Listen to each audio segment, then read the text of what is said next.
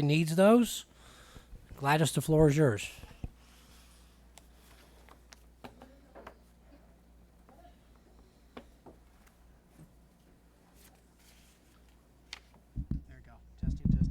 Buenas noches, mi nombre es Gladys. Voy a traducir el día de hoy. Si necesitan servicios, vengan a mí y les doy un aparato. Gracias.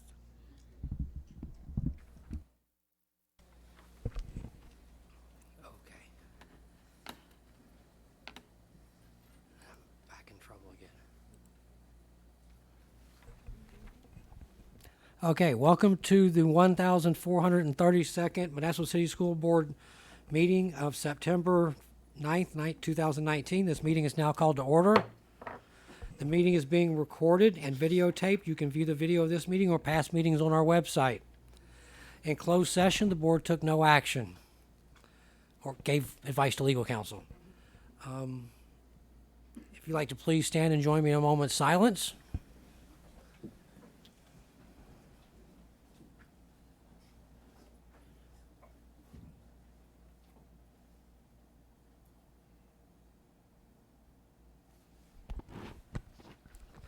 And then we are back to having students do the pledge for us, which is super exciting. And I missed you guys over the summer because I had to do it. It's way more fun when we have students. We're pleased to welcome students from Kirchen Elementary School to lead us in the flag salute tonight. Andreas Lopez Guzman, fifth grader Andreas, is an excellent student and has special recognition as a teacher assistant in the classroom. He plays the violin in Kirchen Strings program and was recently nominated for student council. Andreas has a great curiosity for the world and loves science, especially biology. Outside of school, he likes going to the park and spending time with his family. Following graduation from high school, Andreas plans to attend a university, go to medical school, get a job, and get married. So good plan.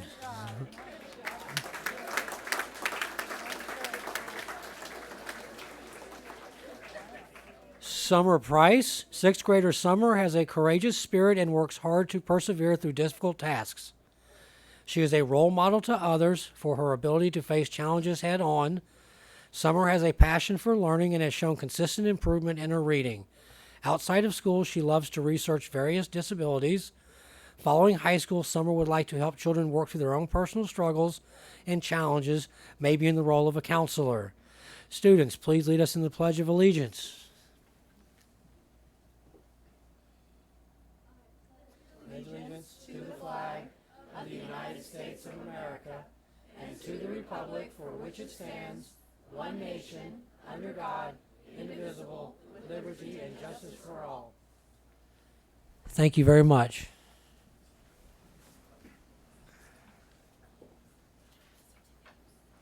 I have them right there. We're going to get there in a second. We'll just do it now.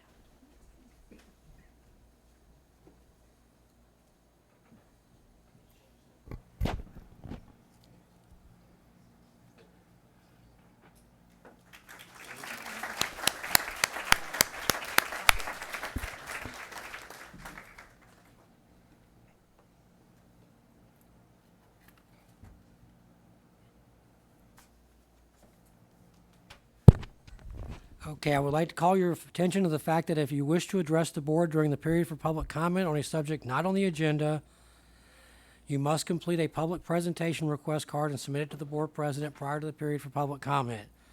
Only those who have submitted cards will be called upon to speak, and no cards will be accepted after the period for public comment has begun. Every person who wishes to address the board must fill out a card, and you will find the cards in the lobby. And I have been aware that there's two drifting somewhere, so I know that they're trying to get here. We have some exciting things going on in Modesto City Schools, and we want to share in our recognition of our amazing staff and students. I'm going to turn this over to the superintendent now and let her begin our awards and recognition announcements. Wonderful. Thank you. Welcome, and thank you all for coming out this evening. It's always great to see so many people, students, staff, parents, community members out here in support of our children. The last 2 summers, I had the opportunity to go out to the fair and witness firsthand FFA, Futures Farmers of America, and really the hard work and dedication of not only the students but the parents, and really watching them and seeing them out there for 10 days, 7 days at a time. It really was a lot.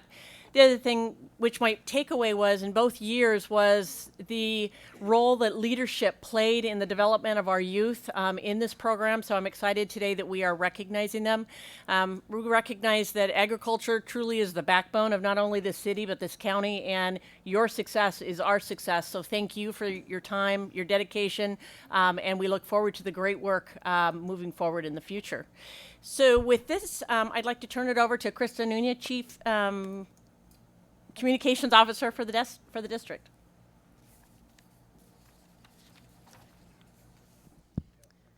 Good evening, board and the community members that are here. I'd like to actually bring up Rachel Barkus. She is one of the leads over the FFA program, and we also are going to have a teacher who will speak as well as 2 students.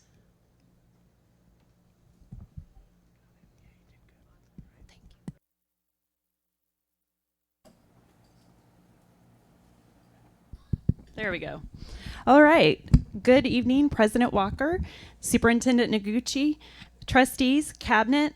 My name is Rachel Barkus, and I'm the Senior Director of Educational Options. This evening, we have the privilege of recognizing our amazing FFA students, teachers, and families.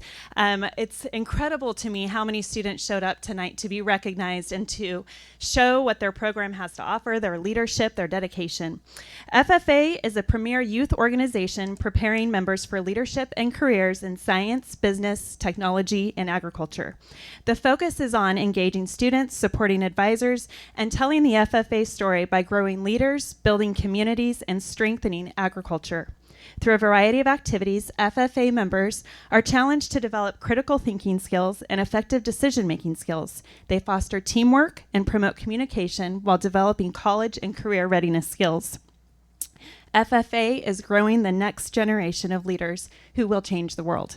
It is my pleasure to introduce Mr. Mike Brecht, Ag Department Chair at Enox High School, to share more about the FFA programs.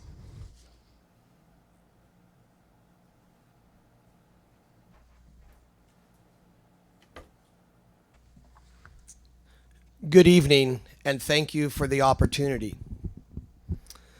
It is an honor to represent approximately 3,500 students in Modesto City Schools involved in agriculture education, as well as the 23 teachers that accompany them on our journey. We encompass 7 pathways at 7 different sites in the district. There is an old saying that says it is better to be a guide on the side than a sage on the stage. Agriculture education presents us with the unique opportunity to guide young people on a journey instilled by the FFA mission to make a positive difference in lives of all students by developing their potential for premier leadership, personal growth, and career success, as we have done since 1928, when the little-known fact that Modesto High School was the second chartered program in the state of California in 1928.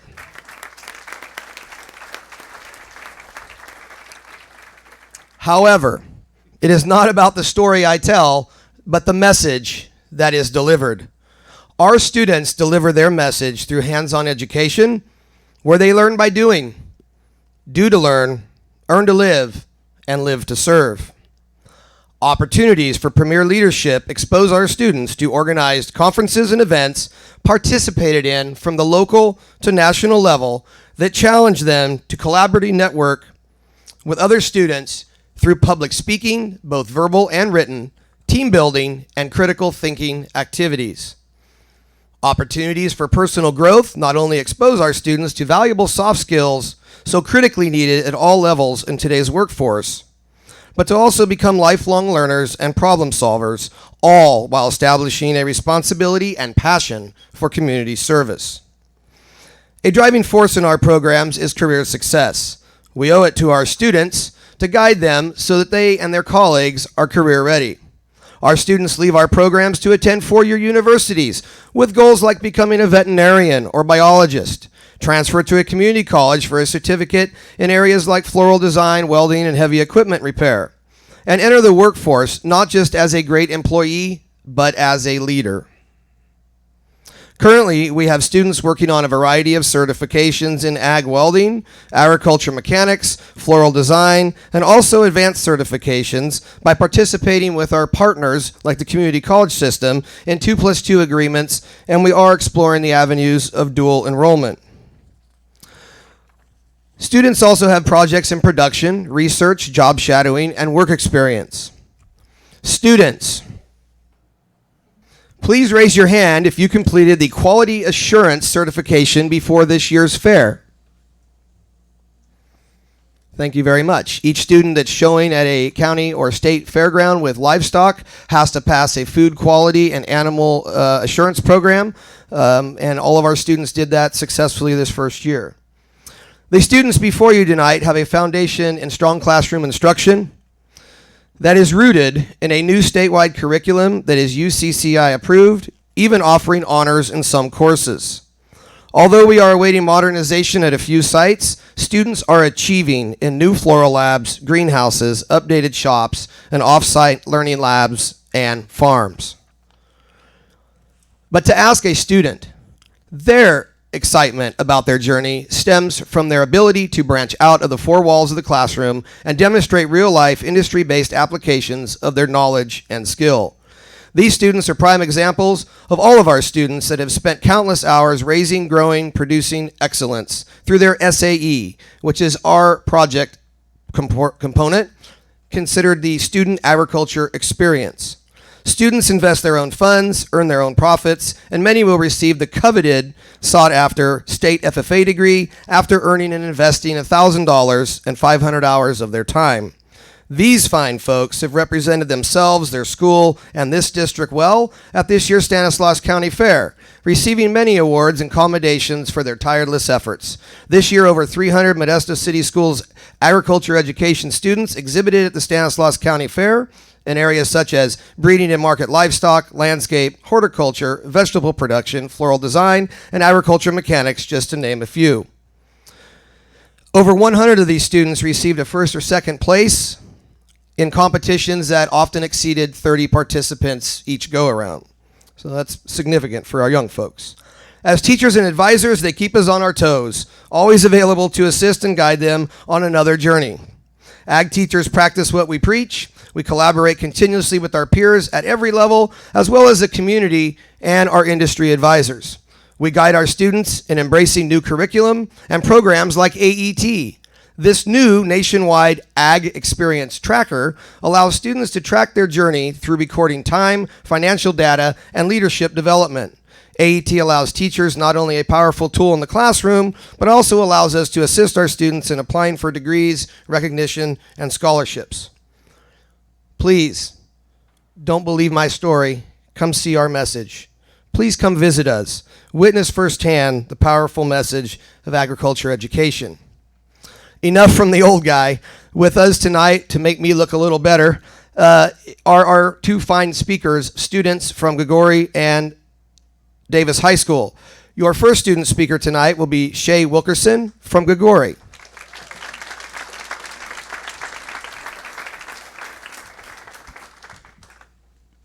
Good evening, board members and guests. My name is Shay Wilkerson from Gregori FFA Chapter, and I would like to thank you for letting me speak with you tonight.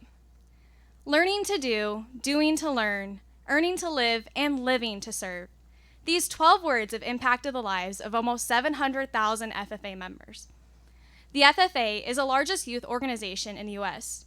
It is composed of what seems to be a simple three-ring model of FFA, SAE, and classroom. But to an FFA member ag teacher, these three components are the backbone to this organization.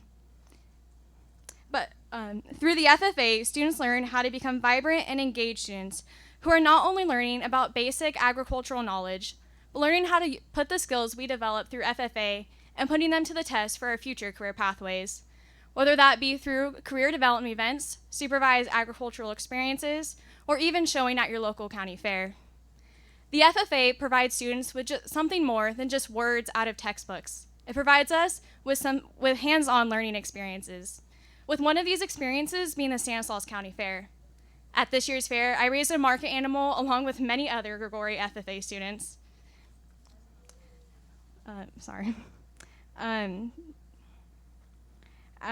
From loading the market animals into the trailers at 4 in the morning to taking down the signs at 6 in the morning that following Sunday, our students work diligently throughout the week to ensure the best for the well-beings of our animals. Each and every one of our students' hard work paid off at the fair this year, with our very own Kylie Creasy with Reserve Supreme Champion Replacement Heifer, and our swine department with first place Clean Barn. Not only did our livestock do well, but our floral department had an exceptional year as well, with earning many awards. The memories and experiences we make from working with our projects over the course of the few months that we have them not only teaches us responsibility, but it teaches us how to appreciate the little things in life, such as making that first connection with your animal. Through the FFA, we teach students how to make an impact and not just an impression. Together, we will build leaders for today and not just for tomorrow. Thank you.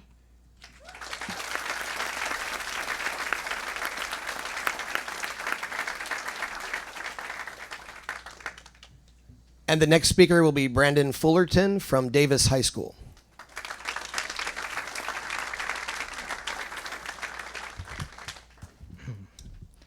Good evening. My name is Brandon Fullerton from Davis High School. As Shay said back there, the FFA is the largest youth organization in the nation, with California having well over 89,000 members and 334 chapters. I would definitely have to say the FFA has changed my life. I actually joined public high school a little bit late because I was in homeschooling, and I got to be honest, it was really, really hard on me. The ag program at Davis was definitely my saving grace. I never had so many opportunities open for me for just one program. Gaining experience from doing supervised agriculture experience projects, joining CDE teams, and taking the initiative and the leadership role have opened up opportunities I would never have had without joining this fabulous program. Opportunities like getting a better chance at a full-ride scholarship for college, or even a career relating towards the agriculture industry. I learned so much from the FFA program these last 4 years, and it has really changed my life immensely. For example, the 3-ring model has revolved around my FFA career, consisting of the classroom, SAE, and FFA. Each one of these has taught me lessons that can be applied to real life so I can pursue a career of happiness and wholesomeness. There are so many doors open for opportunity in the FFA, and that is why I continue to stay in this program to widen the possibilities of my success. Thank you.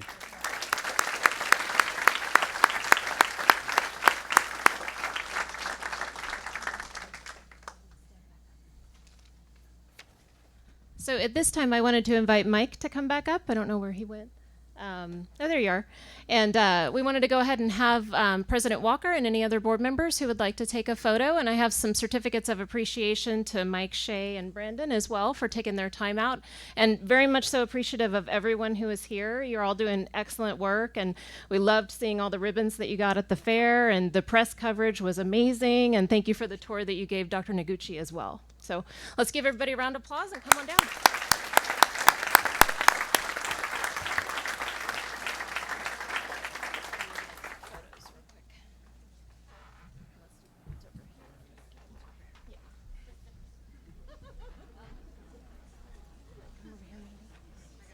Okay, great.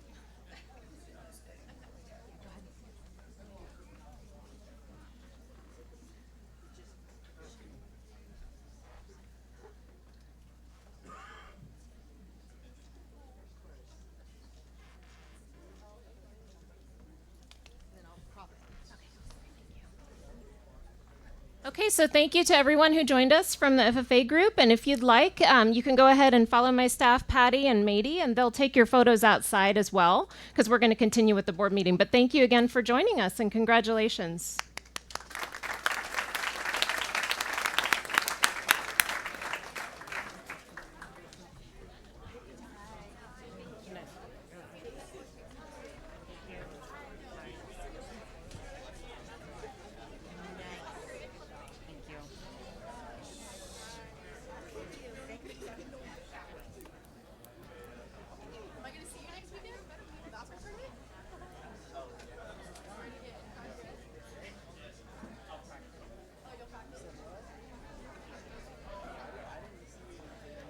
And to the members of the public, if you'd like to move up in the seats, if you want to, no pressure, but you're welcome to.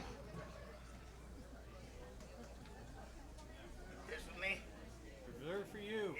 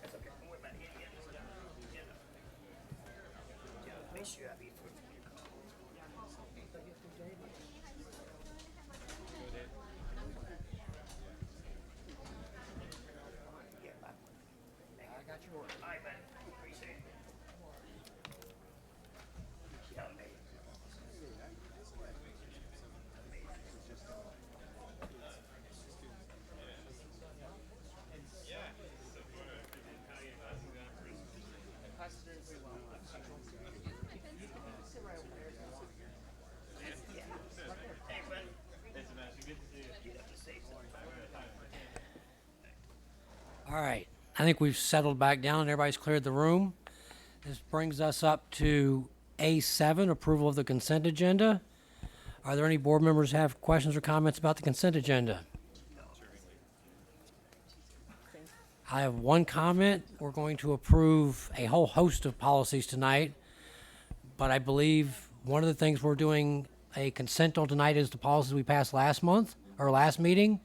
And so those issues with charter schools, if I'm not mistaken, the Senate will vote today, if they haven't already, on the 2 charter bills. So we'll keep those at the top of the list, because once that passes, and I believe they've already bargained and negotiated agreement with the governor, we'll have to come back and revisit that. But thank you for all the hard work on getting these done. Any members of the public have a comment or question on the consent agenda? Seeing none, bringing back to the board, looking for a motion to approve the consent agenda. Looking for a second. Trustee West, all those in favor say aye. Aye. Passes unanimously.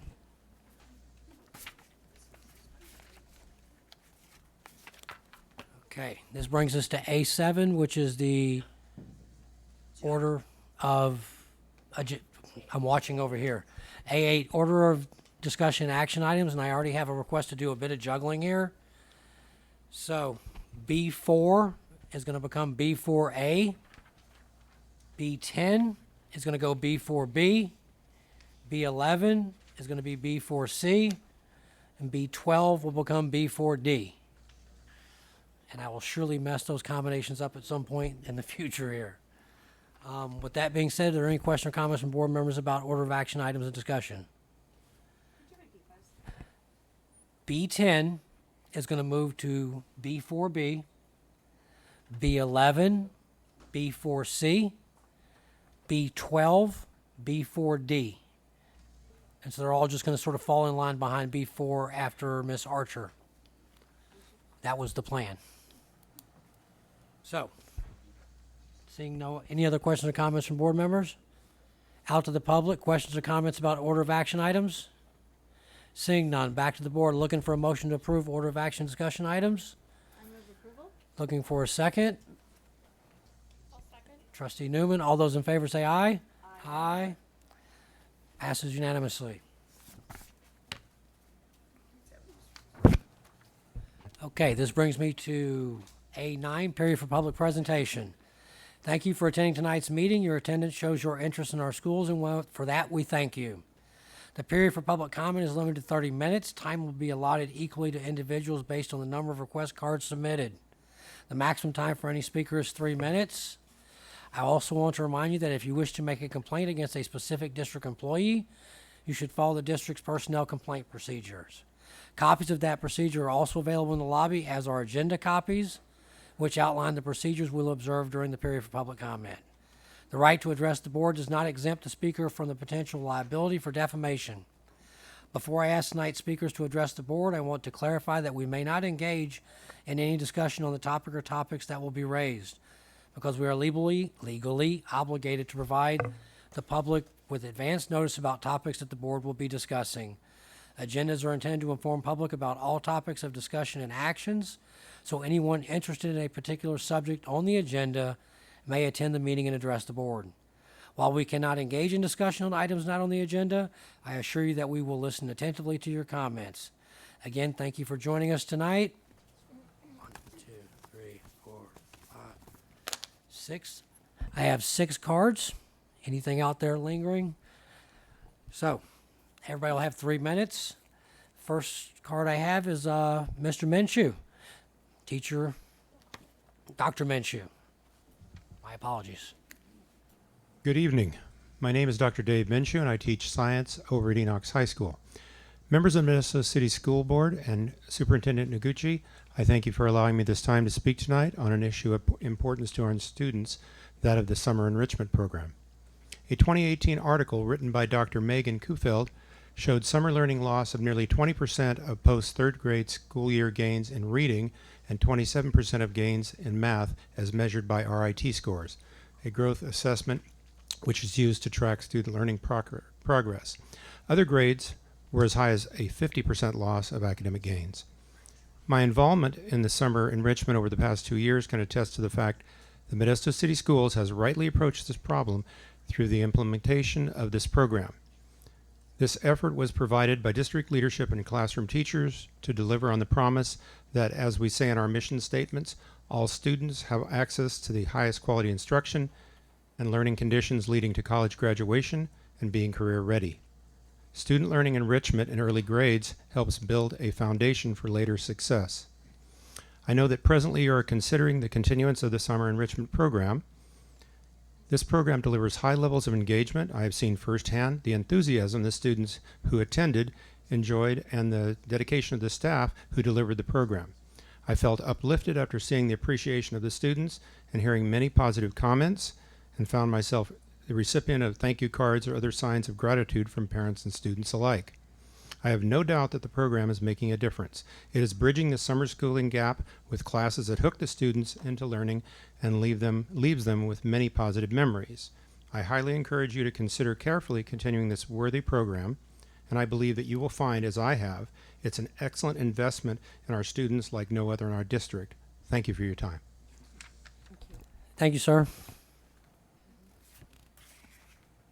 Brings me to Sebastian.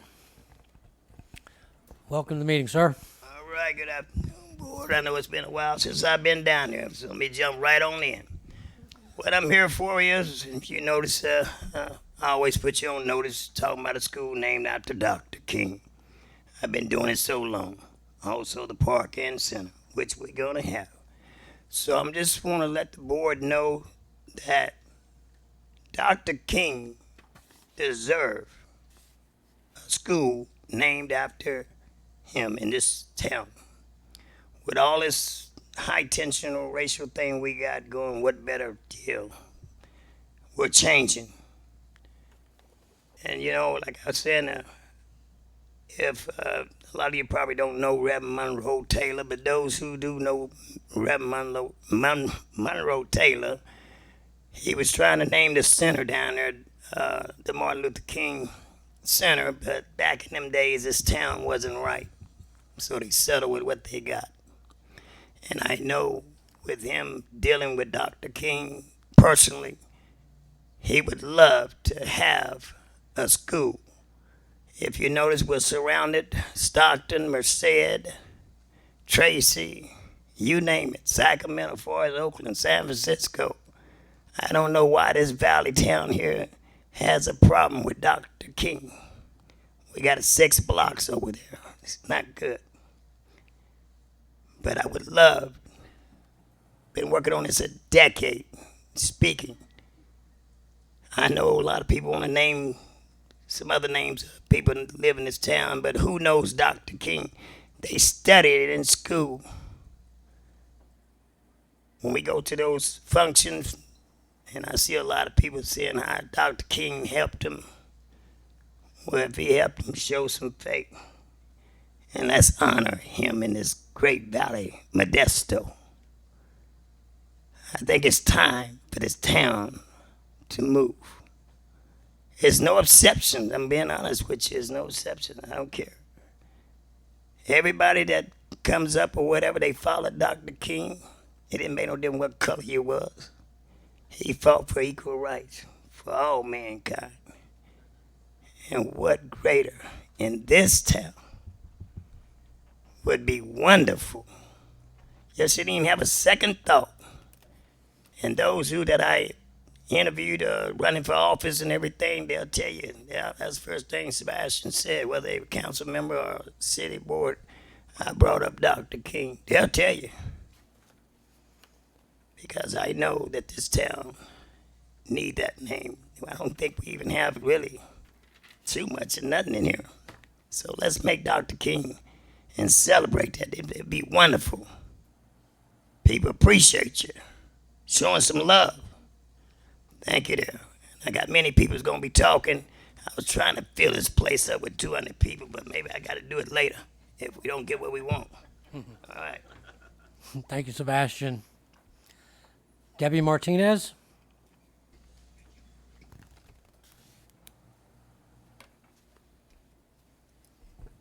Welcome. Thank you. Good evening, Dr. Noguchi, members of the cabinet, Dr. President John Walker, and members of the trusting board. Haven't gone too far. I'm still out in the left wing. Haven't been in this governing board because I really appreciate the efforts that Dr. Noguchi has brought forth, and a lot of good stuff that the new board members have brought to the table. And so community is only here tonight to help support Sebastian in his quest to try to rename a school in honoring Dr. King.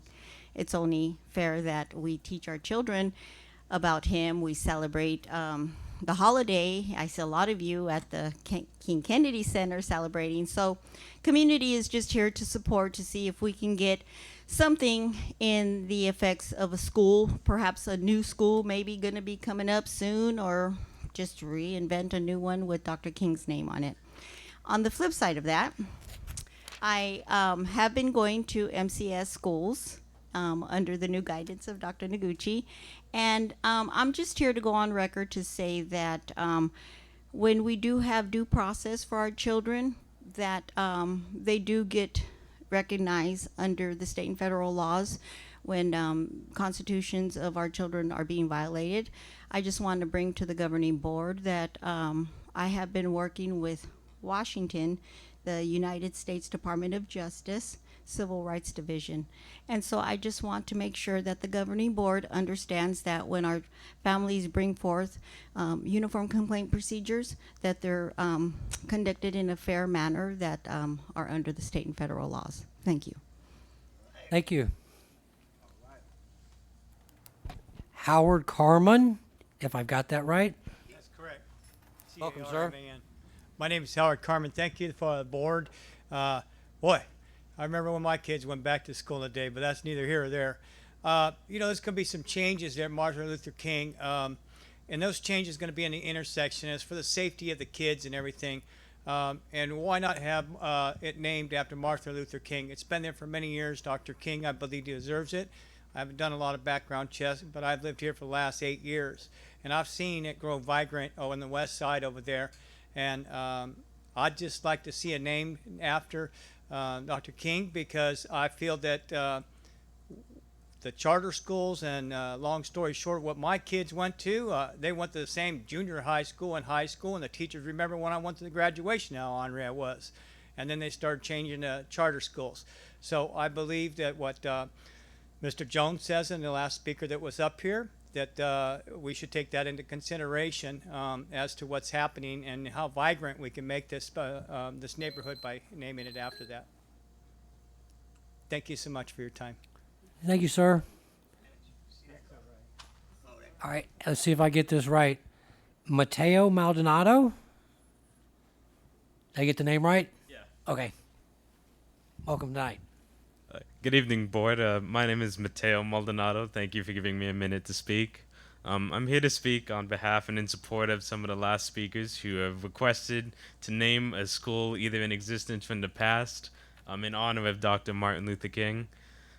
Just less than 2 weeks, or more than 2 weeks ago, shortly ago, there was a huge turnout from people from all walks of life at Ensland Park in solidarity against a group that was organizing within their legal right, but to suppress the rights and the voices of the LGBTQ community.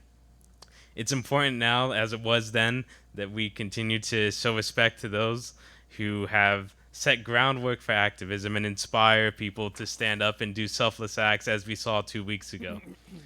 As a kid growing up, one of my first experiences getting involved with history, learning our American history and the struggle of people with color, was by studying and learning about Dr. Martin Luther King and the struggles that happened within those years.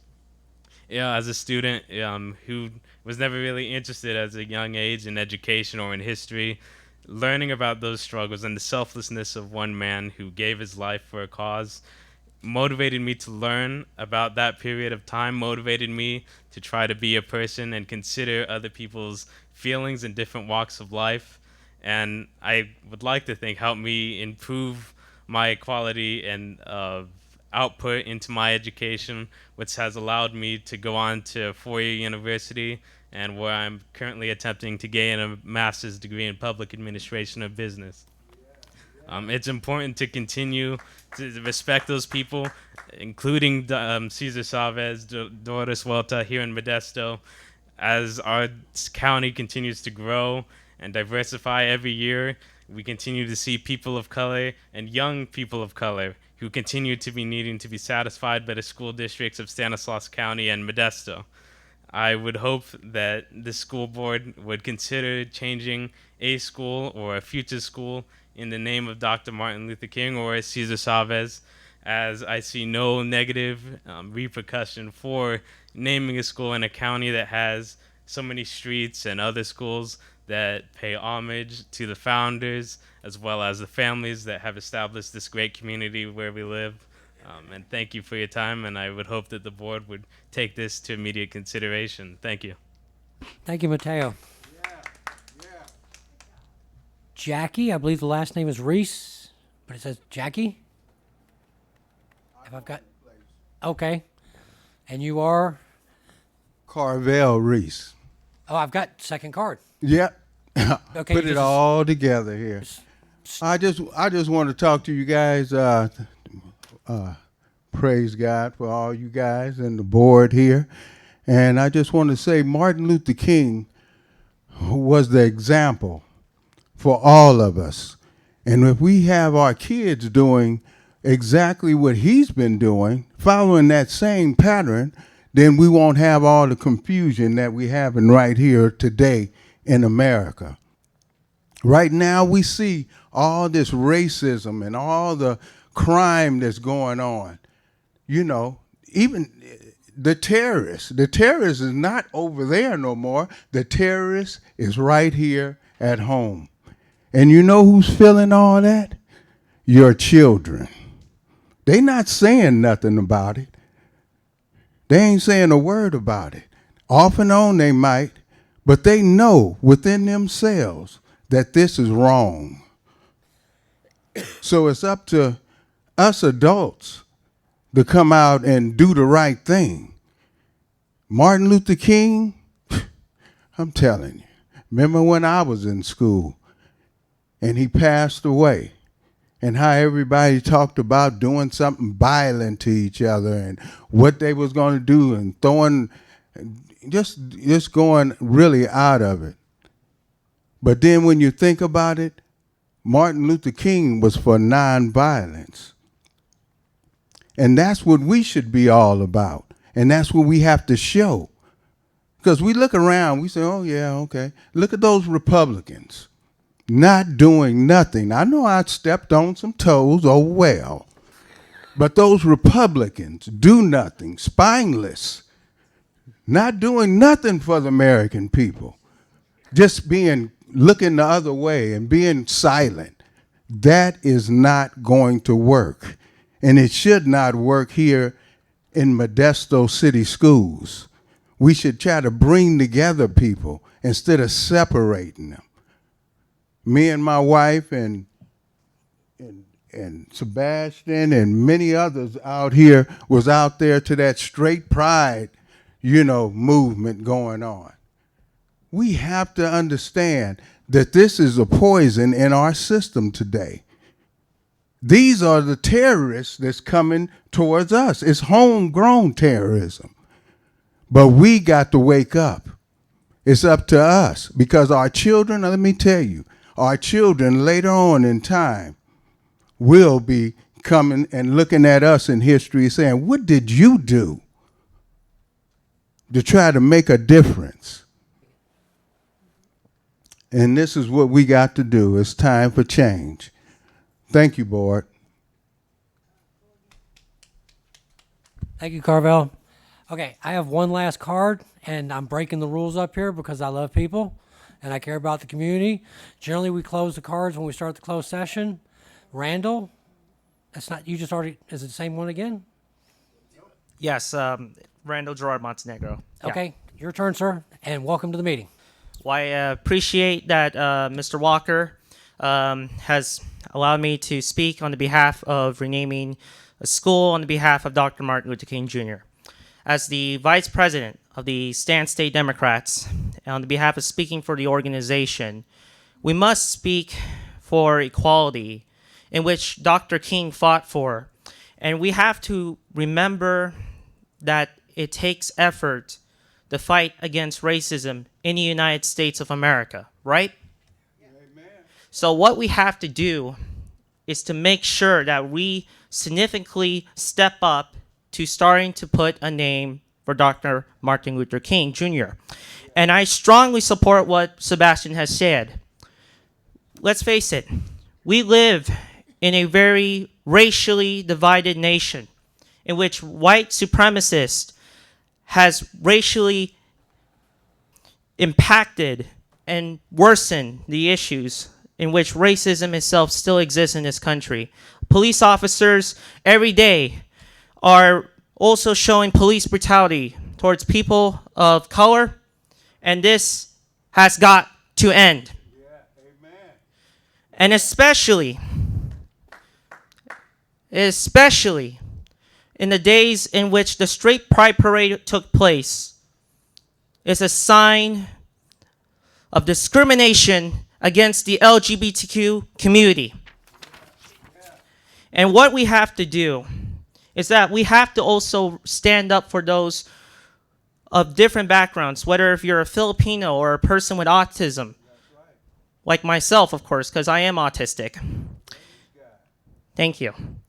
And the thing is that we got to accept people of differences, whether if it's sexual orientation or someone with autism or someone with with any color of skin, African American, Filipino, or any kind. And those people who face racial injustice, such as the Hispanics and Latinos, we got to represent the minorities in which face discrimination in the last couple of years. This is something that the United States of America has faced, in which the darkness of racism and division has followed, especially in a president who speaks racist rhetoric in front of millions of Americans in the United States. It is time that we will put the renaming of Dr. Martin Luther King into action, so that way we could show that the future generation of students can ensure a better future in which that we can learn from the racial injustice of the past. Thank you, sir. All right. I want to thank everybody for taking the time to come speak tonight, and we all listened. Thank you, Sebastian. That moves us to B1, Student Representative Board Report. Floor is yours, sir. All right, so some things to announce. One is we scheduled the Interhigh meetings finally. We got that going. So we're scheduled for September 24th at Enoch, so it's nice, at 6 p.m. in the library. So I'll be starting to email all the teachers and get representatives from all the schools to hear all the ideas and what they have going on their campuses. So I'm looking forward to that. And that thanks to Ms. Hinkle and Mr. Godot. But in the meantime, so I haven't really spoken with them, but I've reached out to some of the schools and some of the representatives and leaders on some of the schools I know. I know at Mohi they're having their Powder Puff game, which I call Panther Puff, which is usually always has a big outcome. It's really fun. Same at my school, we're doing Powder Puff soon. A lot of schools are having back to school night tomorrow. Let's see. Oh, and a lot of the schools are hosting college event nights. I know recently, just a few days ago, Grigori hosted a UC night, which was essentially a workshop with a lot of the UC schools coming together, and I got a lot of great feedback from that. Also, at Enox, we've promoted a college website that kind of connects Enox alumni with current students to share tips and advice. So students can feel more confident during the college application process. And I know Grigori has done that as well through their website, Grigori Rise, and at Enox Eagle Soar. So I'd like to see more high schools around the district do that because that's gotten a lot of great feedback as well. So that's on the college side of things. I know a lot of homecomings are happening. Homecoming next week at Mohi for us on October 11th. So. And I was talking to one kid at Mohi. He's trying to start a thing called the Lions Club, which is collecting used glasses. I thought that was pretty cool. But apart from that, I think that's pretty much it. Yeah, I'm looking forward to the Innerheim meetings and saying more. But for that, that's about it. Yeah. And collecting glasses, not reading glasses, right? Sorry? Reading glasses? Yeah, used reading glasses. So, and they donate them. So I thought that was pretty cool. Yes, it is. If you've ever had to buy a pair, they're quite expensive. Yep. Any other questions from board members for our student board rep? Any questions from the public? Seeing none, back to the board. That brings us to B3, Modesto B2. So I got to get used to this computer thing. B2, Modesto Teacher Association report, and I hear they have a report tonight.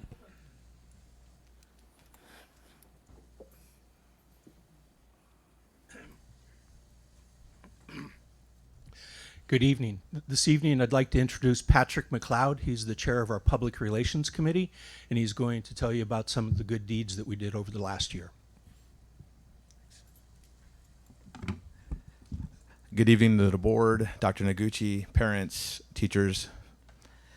My name is Patrick Mcleod. I'm a 5th grade teacher at Martone Elementary and the chair of the Public Relations Committee for the Modesto Teachers Association. It is my privilege tonight to detail the work that we've been doing on behalf of members to fund projects that directly benefit our students.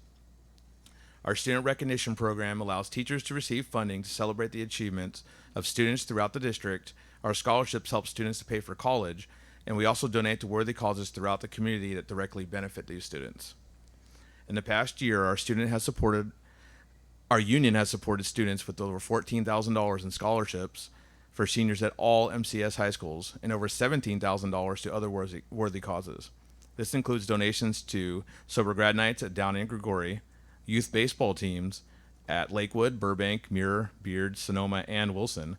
We have also supported student recognition programs at La Loma, Beard, Beyer, Mark Twain, Sonoma, and Wilson. There are many organizations outside the school that support our students. These include MCS Foundation, the King Kennedy Memorial Center, Stanislaus County Office of Education, the Women's Auxiliary, Rebecca's Closet, and the Modesto Peeps Life Center. We have donated to all these worthy causes in the past year.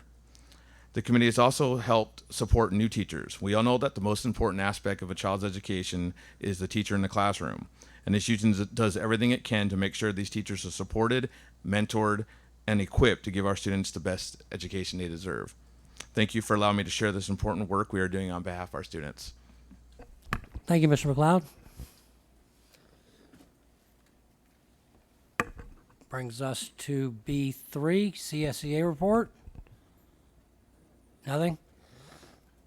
Okay. B4, approval of services agreement with Anita Archer. I believe this says Miss Odell, your floor is yours.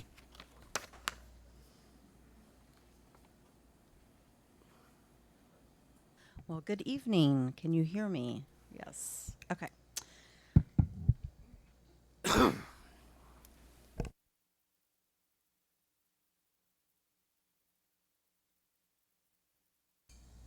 Just waiting for the technology to catch up with us. Is there a separate PowerPoint for that, or just this? There's a PowerPoint.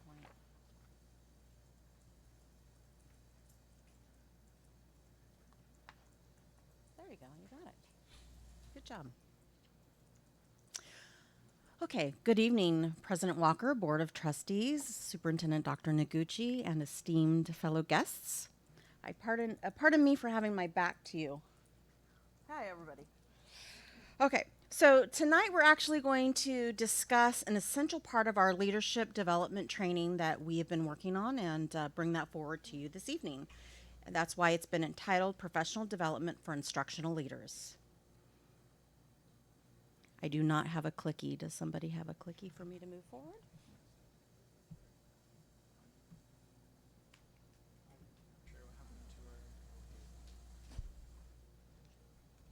So our purpose this evening is to review the strategic goals that directly align ourselves to leadership development, dive into those leadership development strategies that we're working through, and request your approval of the Anita Archer contract tonight.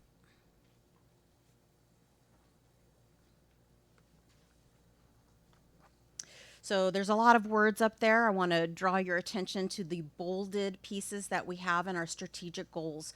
For example, we're making sure that we increase academic achievement and ensure equitable access. That's directly aligned to ensuring that the skill set of our leaders for the instructional leader on campus is improving, increasing each year. We're targeting that professional development. Again, directly in 2.1, it points out leadership development. We're ensuring that all administrators have the opportunity to build their capacity. That's in 2.2. We want to maximize retention of our great leadership. That's in strategic goal 5.1. Provide support, again, maximize that retention in 5.3. So all of the things we're talking about tonight are aligned to these sub-strategic goals right here. Thank you. Okay, I've got the power now. So what we want to share with you is that we are really working on supporting all levels of administrative leadership and instructional leaders with their skill set. So that means maybe a brand new principal that's either from our system or maybe from outside of our system that has been hired. We want to deeply focus on their ability to lead high rigor. We call that here our gift, great instruction, first time, providing that feedback and supporting our teachers, whether that teacher themselves is tenured, new to the classroom for the first time, or new to our system. Our instructional leaders need to be able to continue to support them and help them grow. So this isn't just about instructional leaders, the principals. It is also directly affecting the classroom. Actually, I want to bring in, we have two principals here tonight. I believe they're still here. Principal Calderon, are you still here? Yeah. Come on down. So when we were looking through really finding some professional development, this professional learning that was making the most impact for our principals, we asked around, hey, what's happening out there that you enjoy that is really making a difference? And Ernesto Calderon, he said, I would like to share what's happening with my walk in development as provided by Anita Archer. So he's going to give us a little insight into that. Thank you. Thank you. So good evening. Last year, Orville Wright had the pleasure of hosting Dr. Anita Archer. The purpose of her visit was to provide administrators with professional development and providing teachers with specific and immediate feedback during classroom walkthroughs. Since Dr. Archer's walk, we've implemented a new protocol while walking classrooms at Orville Wright. Now both myself and my vice principal conduct classroom visits together as needed, or when we have time to both go. After the visit, one administrator covers the class while the other meets with the teacher and provides immediate feedback on glows and grows observed during the classroom visit. Providing feedback in this manner allows for immediate reflection and implementation of suggested strategies. This new process is improving student outcomes at our site because teachers are able to implement suggestions right away and enhances teacher clarity. Thank you. Thank you. And we also have Principal Manning, I believe. Thank you, Jason. So Jason also is one of our principals who said, hey, something's really been happening when she's been leading us and guiding us. So I wanted to give him a chance to share that with us. Good evening, everyone. Thank you for the opportunity. I've been a principal at Modesto High for 12 years and been on the campus for another 5. And without a doubt, that was the most impressive and beneficial experience I've ever had, and that was the 4 to 5 hours with Dr. Archer. Admittingly, I didn't know a lot about her other than some articles I had read over the years, and I had an opportunity to participate in this process over at Gregory High School. And just from the moment we met, there was about 6 or 7 site administrators. Brad was there that day, and we had an opportunity to debrief a little bit prior to getting started. And we just got to know her very fast, and that was what I think is one of her very key strengths, is just her down-to-earth mentality and attitude.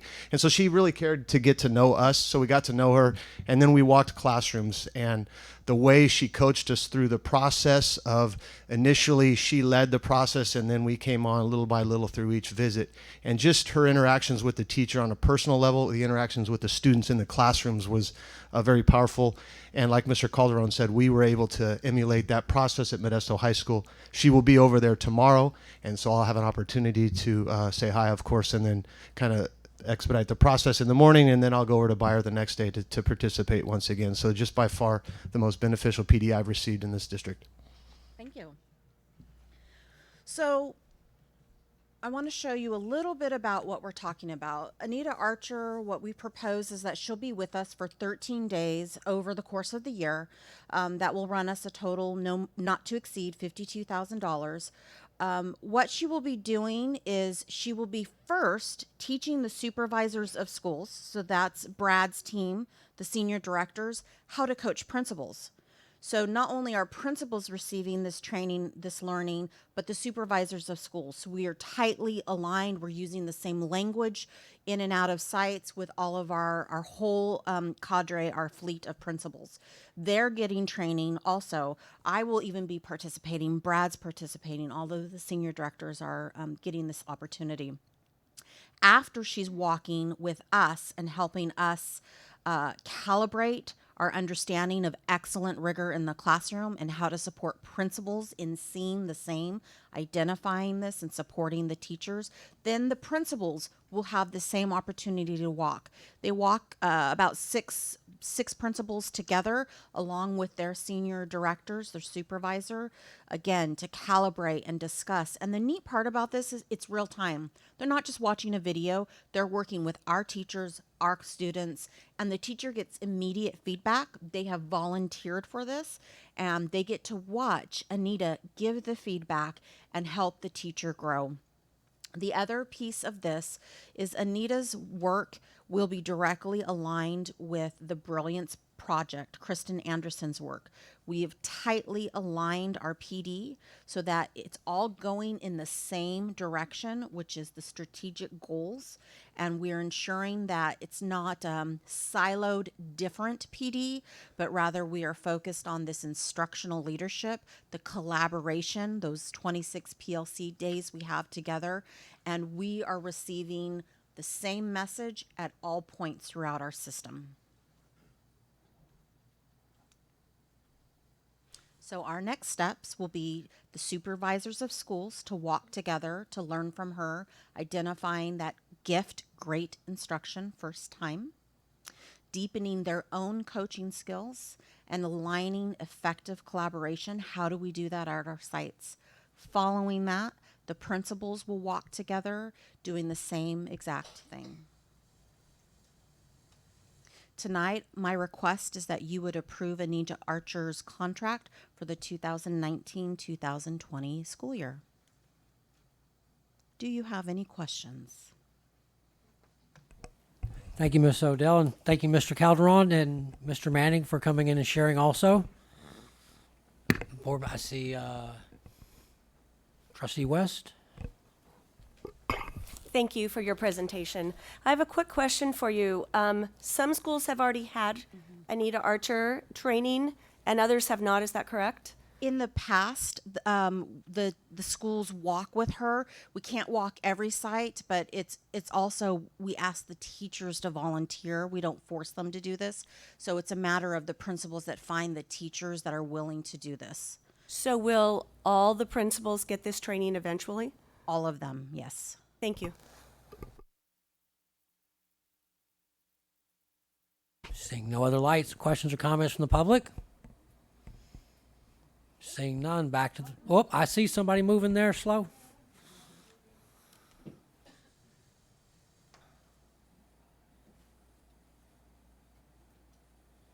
Good afternoon. Good evening. Mitchell with NAACP, and it's nice to see you all again. I had a question about Anita Archer. Of course, I don't know the name or know the person, and I wondered if her contract was recommended by Jason Okonofwa, whatever, as a part of the research that he's been doing for Modesto City Schools and community. Is there any information on her? I can defer, but this isn't the first year we've done this, so my guess is no. No, what I would like to add, no, at this point, this is not part of Dr. Okonofwa's recommendations. However, he is coming to provide us some information and some insight into his research next Wednesday. It's at Downey High School, and so we'll be able to get some information from him at that time. Not all of his recommendations will be forthcoming this time, but by January, he's supposed to be coming forward with recommendations. So that's next Wednesday. Next Wednesday at 6. Okay, and the messages that Ms. Archer is giving to the principals and whoever walks with her, you have a sense of what those messages are, and you have some written instructions or written information regarding what she actually says, rather than just gesture toward what she's saying? Yes. Okay, great. All right, well, thank you. Thank you. Thank you. Okay, so back to the board. Comments? Seeing none. Looking for a motion to approve the contract for Anita Archer's professional development. So move. Looking for a second. I'll second. Trustee Marks, as my head goes sideways here. All those in favor say aye. Aye. Passes unanimously.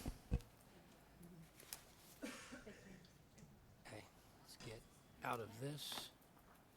I believe I'm still. No, we juggled the items here. Okay. This is going to be B10, which gets us into approval of first reading of the draft board policies and administrative regulations on selection and evaluation of instructional material. I want to take a quick moment before Mr. Rich jumps into this to thank the rest of my board members. A part of this process that sort of came up as we've gone through policies over the years was to go back and look at what successive boards of education have done over the years. No other board over a 10-year period has approved 100 policies, 102. In the last 4 years, this board has passed 103 policies or updates or upgrades. We have on the list tonight, before it's said and done, another 29. That gets us north of 135 policies, most of which have been done in the last 2.5 years. I just want to take a moment to thank everybody up here, everybody out there that's done this work, because it's not glorious. It's in the weeds, and it matters, and there's a ton of work left to do. But I thought it's worth acknowledging all the work that folks put into this, because it's hard work, and it's not really glorious, and you don't get held up and rewarded for it, but it matters. With that, Mr. Rich, you're up. Thank you, President Walker, Vice President Marks, Trustees, Superintendent Noguchi, Cabinet. Tonight, we're bringing to you Board Policy 6161.1, including the companion administrative regulation and Exhibit 6161.1, which provide guidelines for stakeholders regarding the selection and evaluation of instructional materials. Tonight is the first read of proposed changes to bring our current policy in line with the current CSBA recommended language. So at this time, I can answer any questions you may have. Oh, shoot, that was quick. Yeah. All right, back around. With that being said, questions, comments from board members? And I'm deferring to others first because I've got edits on this policy I've made, and I've submitted them. I got them into Sarah, Dr. Noguchi, and Ms. Mack over the weekend. But I'd rather defer first. If you have... Well, I have some that I'll pass out when it's time for us to edit. We're in that point. We're in questions and comments, aren't we? We're on questions and Questions, comments, comments, but are we editing? Talking about... Edit Oh, away. now? Okay. All Have right. at it.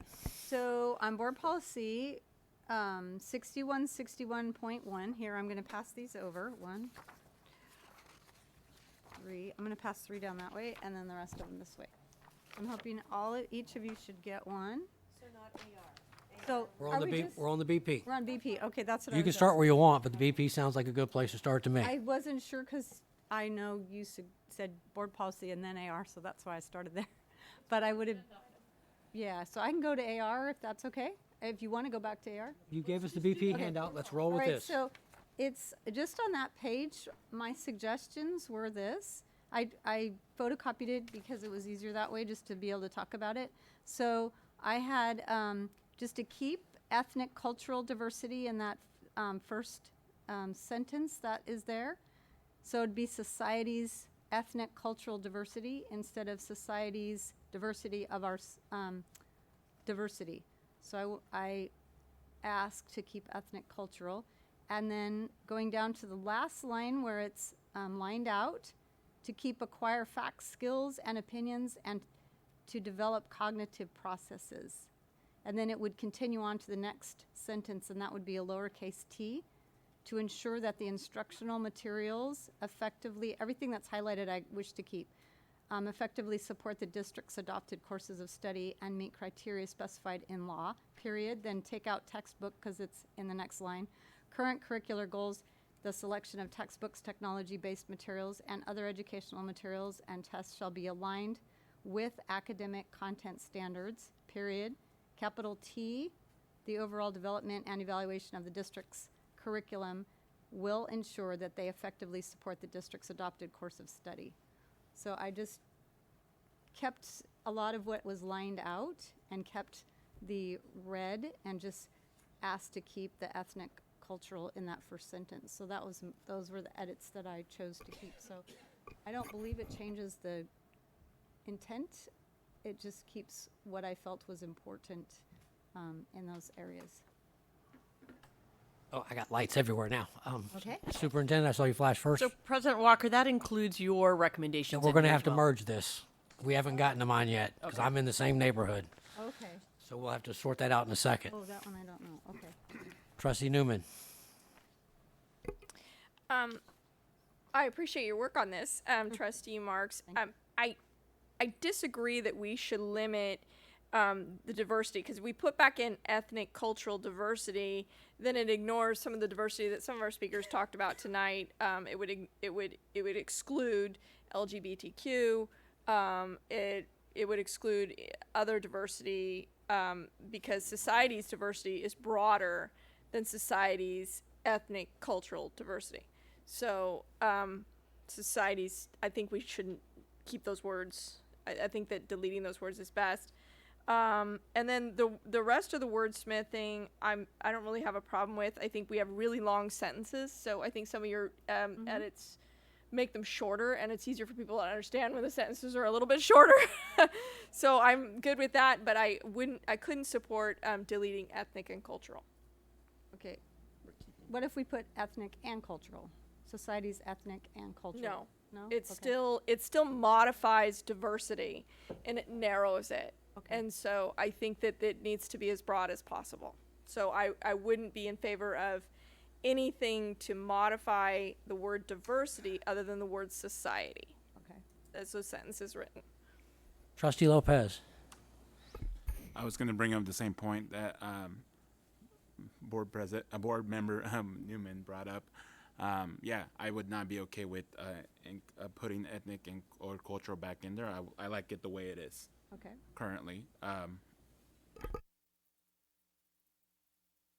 Okay. So now we figure out how to merge this because I'm in the same neighborhood. And so what I did was I used a similar board policy that we don't have that's in the same neighborhood, which is curriculum adoption and development.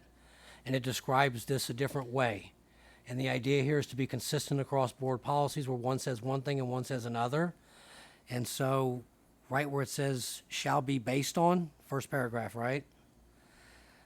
the text I took from the other board policy is that it is based on evidence of proven effectiveness of the proposed curriculum in raising student achievement, including the research and learning theory upon which the curriculum is based. Where'd you start? He's adding. Yeah. Right there. Okay. Based on, and the text I added comes directly out of another CSBA policy, which is on curriculum development. 6141. And I have it here if I need to dig it back up. But essentially it's a cut and paste, which is that the evidence of instructional materials, the board shall adopt instructional materials based on evidence of proven effectiveness of the proposed curriculum in raising student achievement, including the research and learning theory upon which the curriculum is based. And that the materials meet the specified criteria in the law, but then we've got to mix in Cindy's stuff that she did in the middle of that because we're stepping on each other here. And I can hand that to you if you want to see it. She didn't have. Sorry. She didn't have any. Yeah, she picks up down at the bottom, right? Yeah, she takes the second paragraph. All your changes are in the first paragraph. Correct, so far. So your changes do not conflict with hers. Oh, good. Okay. Oh, that's okay. Yeah.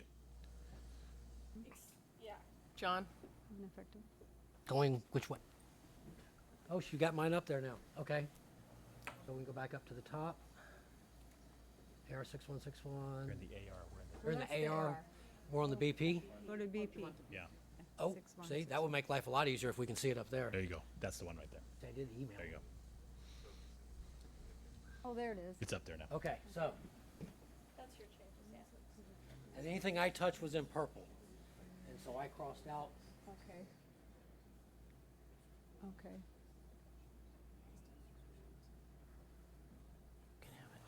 There we go.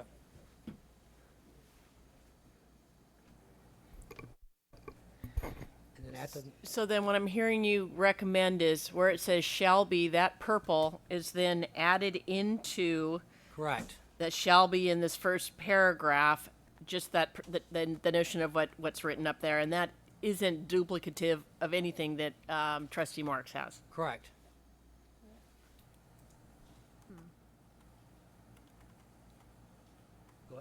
Do you have a question? All right, so we can keep scrolling here. Well, I just have one thing. Okay, shoot, go, add. I'm a team player. I think we need to keep criteria specified in law in that sentence. So, oh, okay. Shoot. Okay, now that gets a really long sentence again.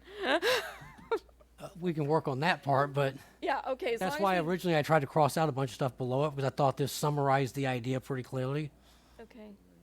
We just have to make sure we have that. Well, I think what we need to do, just so we know what we're doing here, we need to stick with the base, right? And whatever we want to add to this base. We can't have this one and then have this one, otherwise we're really not going to know what the base is. So we're working off of this one. So what I'm hearing is, right where it says shall, we're going to put the purple in. So going back to this one, what else would we add, modify, or adjust? That's your stuff. Can we get a period in there? Yes. In that first paragraph? Yes, we will not Let's have see that run-on sentence. If I can, if I'll stand up a minute. Because then it started here with and. Maybe a That the period after materials meet specified criteria in the law, which shortened it up, because everything above that got crossed out in my version. Okay. And so I got, but you're saying put some pieces back in.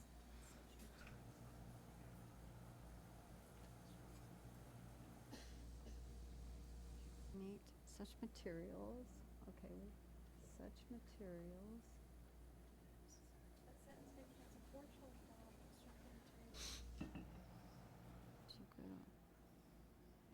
And I added back in acquire facts. Why don't we just put a period after based and then have a new sentence about the criteria, the instructional materials, the instructional materials shall meet the criteria specified in law, period. So it's just a really easy sentence to understand. Yeah. Okay. And then We pick up on Cindy's changes in mine, which then yours. gets us into two separate sentences and shortens them up, right? You're adding that last purple sentence though. We haven't gotten there yet, but yes. That's down at the next paragraph. And then I kept acquire facts, skills, and opinions to develop cognitive processes. That was kept. That last sentence on there.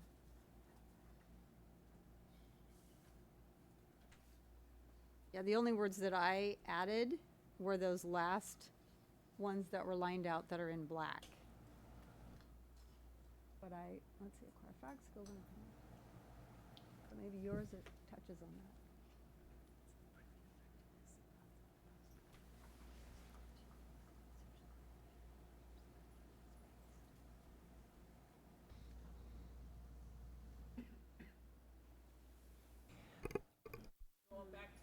Say, going back to this one right here. So this is what I have with the first set of purple. So I see we're staring up there and we're looking up there, but this is what I have as the base. So what are you suggesting that we change on this one?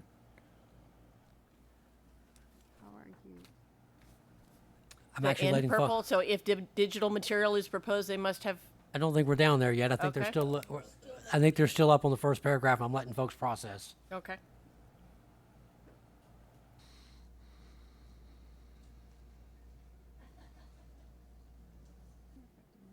It just seems cumbersome to me. We have to figure out how to condense this. Say the same thing, but there must be a simpler way to say this. It isn't as many words as we think if we add some Yes. periods. And so it A lot is lined out. yeah.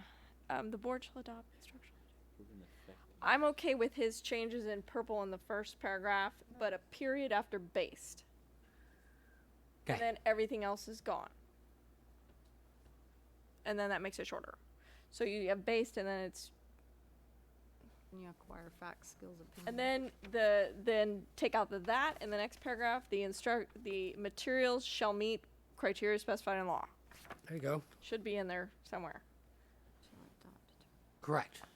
And maybe that should move up to the previous paragraph. And so this paragraph's all about technology and textbooks.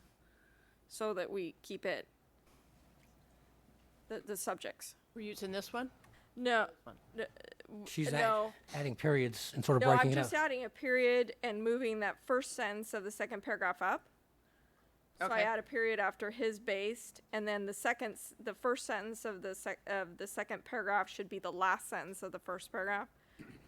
The materials shall meet the criteria specified in law. Just period. So it's we say all this stuff that it should do, and yeah, it's got to Stop. obey the law.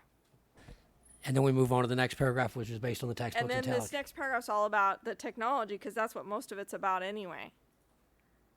Okay, so here's all I want to do is keep your paragraph, and then we end at, and then at such, see where such is lined out? So keep the word, so we'll period wherever you said at the end of his stuff is Based. end of based. Okay, then. Such materials shall meet criteria specified. So we'll just add a word, such materials shall, just before the meet up there, meet criteria specified in law and are an effective learning resource to help students achieve grade level competency, acquire facts, skills, and opinions, and to develop cognitive processes. And that went on to ensure that the instructional materials effectively support the district's adopted courses of study and meet the criteria specified in law. That is a long sentence, but I wanted to keep it because I like the idea of students having facts, skills, and opinions, and to develop cognitive processes, because I believe that helps them be critical thinkers in how they process information to be able to manage as they learn. So when you think of cognitive processes, and I thought that was good, that whenever we had that, it was a good reason why we're teaching students. And then it would support the district's adopted courses of study and meet the criteria specified in law. Okay. But I don't know if we need. But this is about the selection of materials. So we've got there's a couple things that have to be in there. We have to get back in. Johns takes out achieve grade level competency. The draft is correct in having that in there somewhere. It needs to be in there. So we need to have, it needs to obey the law, needs to achieve grade level competency. But I like this goal of it's based on, because it's about the selection process. We need to pick curriculum that's based in the curriculum in raising student achievement. It's based in research, and like kind of that data-driven kind of thing. So it's kind of a That was goal. my goal. Because the board policy should set a goal. Okay. So, okay, I'll type something up. We're close. Farrah. We're close. I knew this we were going to, because we're both sort of in the same neighborhood. It made it a bit trickier. I didn't know that. Yes. That's okay. That's how we work together. Okay. So if we'll figure that one out. We've got an idea. Second change on the second paragraph, essentially technology. If digital material is proposed, they must have whoop. Got a light. Mr. Irvin, I'm sorry. All right, go, Mr. Irvin. I'm sorry. I'm listening, watching. Go. Right, I just cut in. Okay. Mr. Irvin. Strategy. I just wanted to just input, but I see it. I couldn't see it. Your purple for the glare, but I just see it because I wanted to. You had said based on evidence of proven effectiveness of proposed curriculum, and I didn't see the top part where it says evidence. So I'm assuming that you mean evidence-based practices or research and things like that. A combination of both the two, right? Correct. Okay. I think the idea behind it was pulled from a separate policy on curriculum development and adoptions. There's more than one in CSBA. The idea was to align the two together, and that when we get to the process, we're coming back to the board, and you're bringing back an adoption process, that part of that process is that there's evidence-based, that it does improve instruction, does improve student outcomes, and there's, again, an underlying source of what philosophy we're using so that we can make a good decision. I think the idea is if we put the structure in place to make a good decision, we're much more likely to make a good decision and enable others to see what we're looking for and help them make a good decision as well. Reduce confusion was the goal. All right, now I've got no more lights. This gets much easier from here. Bottom piece essentially is if digital material is proposed, they must have a companion textbooks that are readily available upon request by a student or parent. Yes, ma'am. So my question is, what if there is no textbook available? Then we're obligated to provide one. What if there is none? My take is find a product that has both. Only because I went through this last year and it was not fun on any level not having ability to get to a textbook for high school English. We endured, we survived, and it is the exact reason why I have a computer this year that I didn't have last year that I'm not particularly interested in, but there's no other way forward. And I find it's, just everybody learns different. Let's provide different options, different avenues. What's out there is out there. It's not like we're going to go back and undo what we've done at the high school, but going forward, we look at hybrid models. That way there's the ability to have a textbook, whether it be at the elementary school. If a student doesn't have internet, doesn't have a computer, doesn't particularly want to use a computer, then the option's available. This just will exclude us from certain curriculum if it doesn't also have a textbook. And I'm concerned if we have really great curriculum, but there is no textbook, we're not allowed to adopt that if we have this in place. That's my concern. Would this also exclude any material that's not textbook based? No, it's just saying that if we're going to go with a digital product, that there is a companion set of textbooks to go with it for parents and students who would like a textbook. I think that's what we did in history. The textbooks are now in the classrooms because I think U.S. history now in 11th grade picked up, they didn't have them originally, but they have them now, only because I've got a daughter in 11th grade history, and now the textbook is there.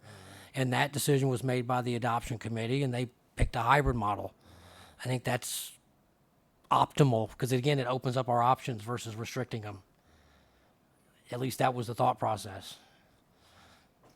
Just We might not have that option, that's all I'm saying. We can change it though later. We could change it if at some point every single school district goes all digital and we go all digital and we don't ever have a copy again, then we could revise this and have one of those nights where we just take a line out and say, we don't have an option to do that. But for now, the curriculum we had ordered, I believe, was a dual curriculum from my understanding. Was it? The history was. Oh, okay. High school history was. High school English is not. Okay. Can I ask a point of clarification? Shoot. When you say if digital material is proposed, are you reading that as digital textbooks or digital material? Just regular digital curriculum, and I guess we could wordsmith that up. The idea is that when we get back to something, that there's a hybrid model here. The idea that you're not going out and buying 15,000 textbooks because they're not going to ask for 15,000. but there's a classroom set available for parents and students who would like a textbook. And that it's not available, which is the case with high school English. Because there isn't a textbook of any type there. I think I got 4 pull-out handouts last year for the entire year. They were about a 1/4 inch thick when I put them together. That was the limit of anything available that wasn't on the computer for my 10th grader. And I just would have preferred, and I think a lot of folks would prefer at times to have a textbook, or at least the option, versus not having an option at all, if that makes sense. And if it proves in the future to be something impossible, as Dr. West says, yes, strike the line and we keep moving. That'd be amiable. I'm hesitant on this one. I think it ties our hands. I am too. Shoot, Trustee Brown. Okay, let me go look back at lights. I'm busy looking this way. So one of the things that sold me on some of the materials that we saw recently was the ability that the publisher has to update and improve on a constant basis that is not available in a printed textbook. So by requiring us to have a companion textbook, then we're eventually going to create an obsolete textbook in the classroom that doesn't meet the ability of the digital material. So I have a hard time with it. I think history's done. Won't be involved in math. ELA's already in the classrooms. And so we're really talking about what at this point? Science? Health? Science? Foreign language. English is already done and it's in place, which is why I'm sort of concerned about this, because once you go down this road, we're locked in for 8, 9, 10 years. It's very difficult to back this truck up once it's in the driveway. I could use that same comment as Yeah, say I don't disagree. All right, so pull that one. Let's keep moving. I get an E for effort. I'm good, if that makes sense. On this one, if we look at our draft, as Dr. Noguchi keeps directing us, so we would start with a capital T on technology there, right? Technology-based materials and other educational materials should be aligned with academic content standards and the district's curriculum to ensure that they effectively support the district's adopted courses of study. You're all the way down the back page bottom right. No, it's just in the middle, before we get to the purple line there. That's just one sentence on technology. We aren't going to get to the...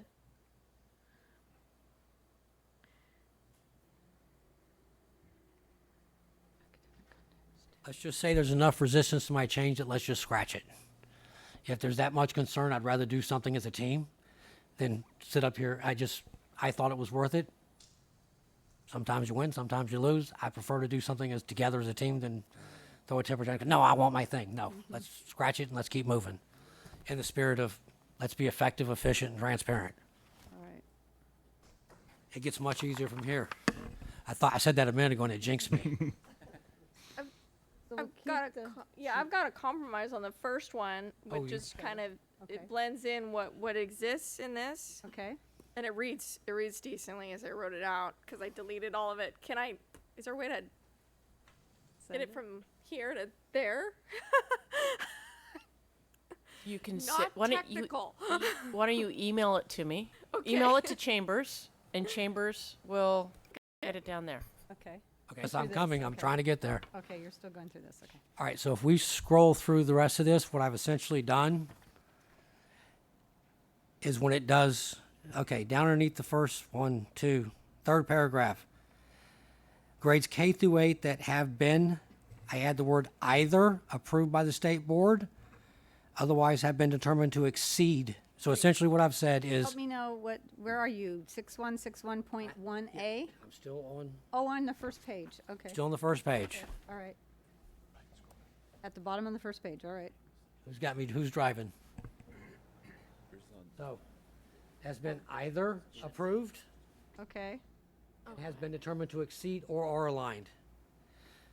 So the ed code allows you to align to the standards or exceed the standards.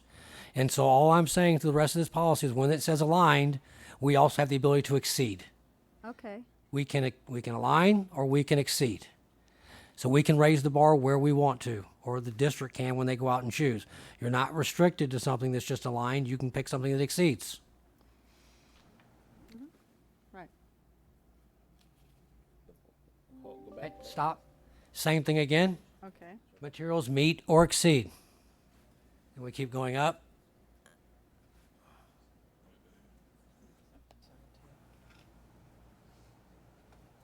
I think I have one thing here, parent involvement. It's under parent involvement, and there wasn't the word parent, so I had to comment and parent. Okay. Wait. The committee can include. And you got parent involvement there, but no word parent, so I just added parent to the fact that the parent could be on the committee. Is that listed in the paragraph above, parent guardian?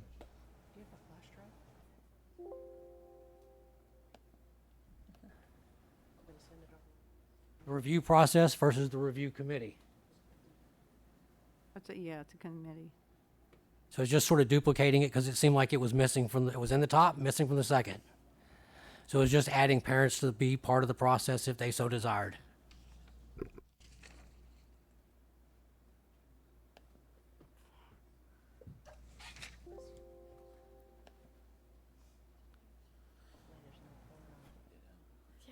All right, then we'll move up.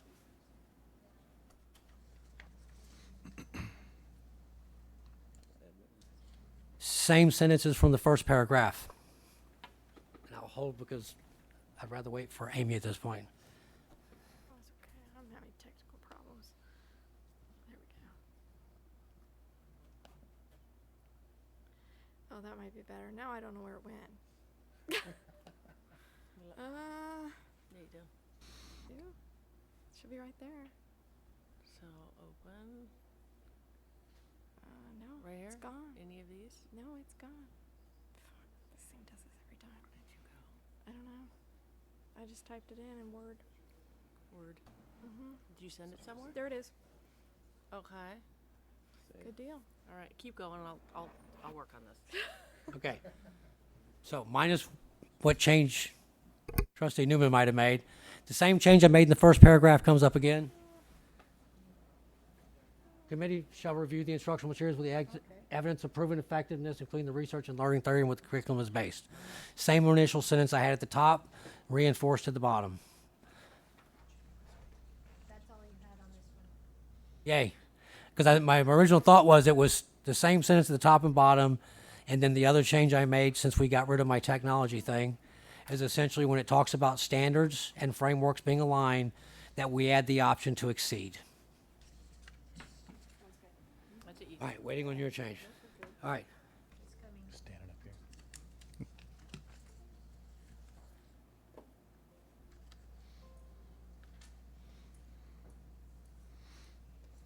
Make the magic happen. It's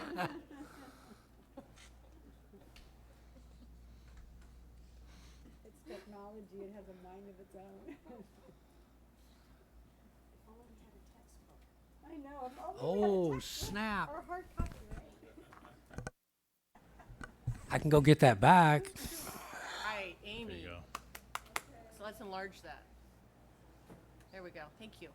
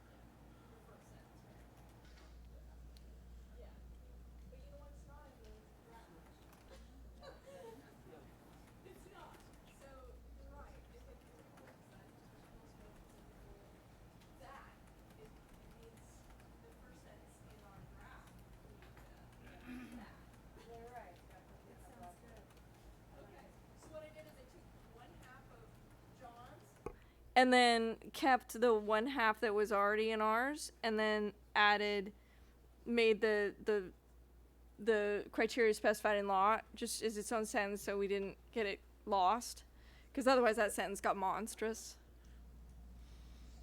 Okay, I think, but that needs to go in. Let's see. The governing board desires instructional materials as a whole that present a broad. So we need that up there. Actually, in the original draft, it says the governing board desires that district instructional materials. Okay, that district. Okay, so that's where that is. Yeah. Okay. We just need one that. Yeah. Put it in the right place. The governing board desires that. Yeah, that's it. Okay. So we're taking out the whole last sentence that was in our board policy here. Is this correct? We're deleting all of the rest of the sentence. Yes. No, there's parts of it that are back in there because the effective learning resource to help students achieve grade level competency is right there, is in it. All right, okay. Oh, I see, okay. Yes. So you still don't want the acquiring fact skills or cognitive processes, developing cognitive processes. You don't like those words, do you? Well, I think the problem is, I think what Amy's getting at is it's about the adoption, not about, at this point, Okay. it's about the adoption. Okay, all right. It's about how we select and evaluate rather Okay. than what it should have. Oh, okay. And all right. that's why I think this is Okay. how we select. We select based on evidence of proven effectiveness. So we're looking for All right. effective Okay. curriculum. I We're get looking that. for Okay. grade level to achieve grade level competency. We're looking to raise student achievement, and we need to have these things obey the law. Okay. All So right. these are the things that it should do, as opposed to like the elements of the curriculum. That's why I don't like those words. Not Okay. because they're not good words, but All they're right, about yeah. the Okay, how it's being selected. yeah. Okay. Trustee Irvin. Right, because that's what I'm going to say about the cognitive processes. If it's evidence-based and resource-based, that would be a part of that whole process. And so, but I just want to make a note. I was on that, John was on the achieve and exceed. I think we should add achieve or exceed grade level competency. Ah, that's good. I like that. Add that. I We like can that add some too. more exceeding. I like that too. Let's raise that bar. That's right. She's shaking her head. Killing me. I know, we're killing you. I know. This is how this Right. works. And then the second paragraph we're keeping as it was that I sent it to you. It can go back to a lowercase 2, I guess. I mean, to an uppercase 2 at the end, to ensure that the instructional materials effectively support the district's adopted courses of study and meet the criteria specified in law. Current curricular goals, the selection of textbooks, technology-based materials, and other educational materials and tests shall be aligned with academic content standards. The overall development and evaluation of the district's curriculum will ensure that they effectively support the district's adopted courses of study. Is that okay?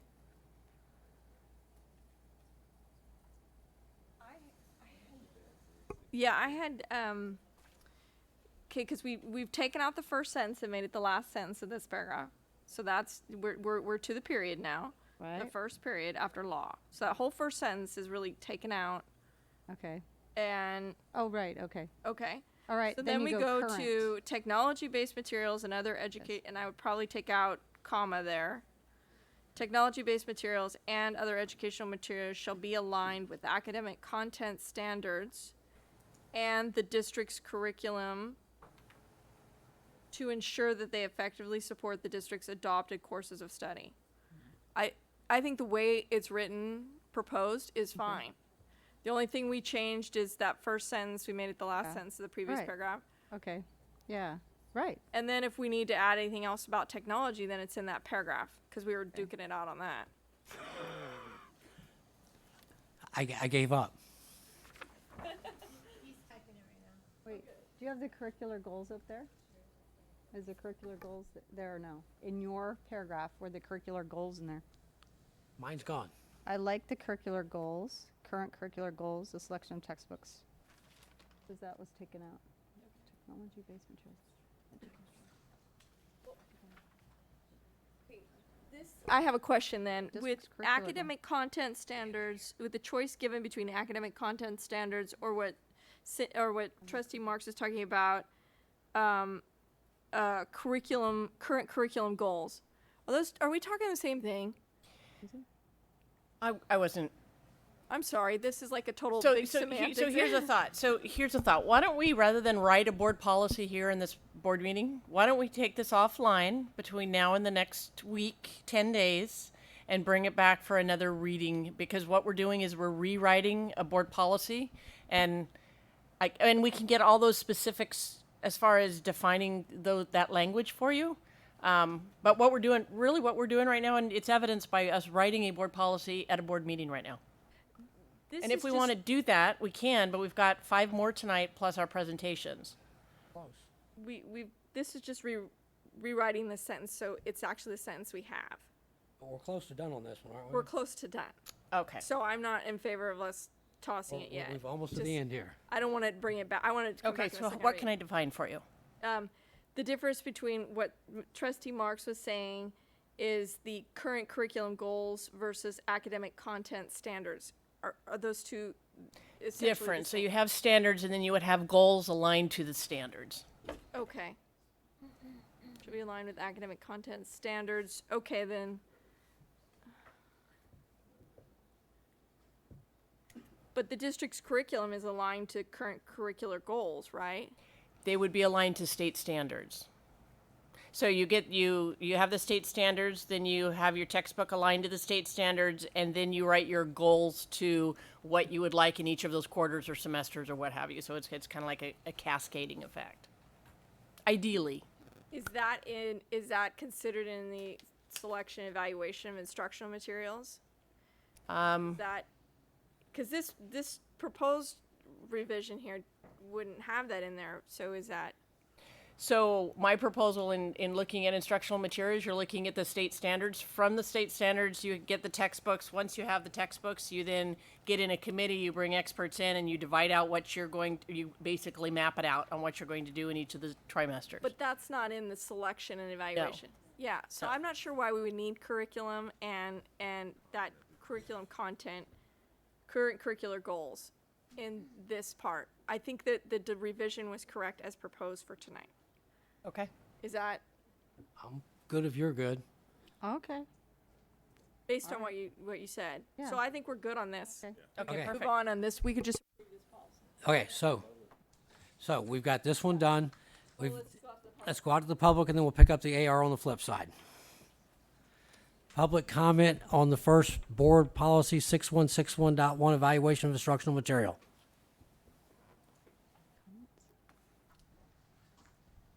I see movement. Welcome. Thank you. Good evening. My name is Pamela LaChapelle, and I really just have a couple of questions. Regarding the state academic content standards, are we also including sex education material in that? At some point, yes.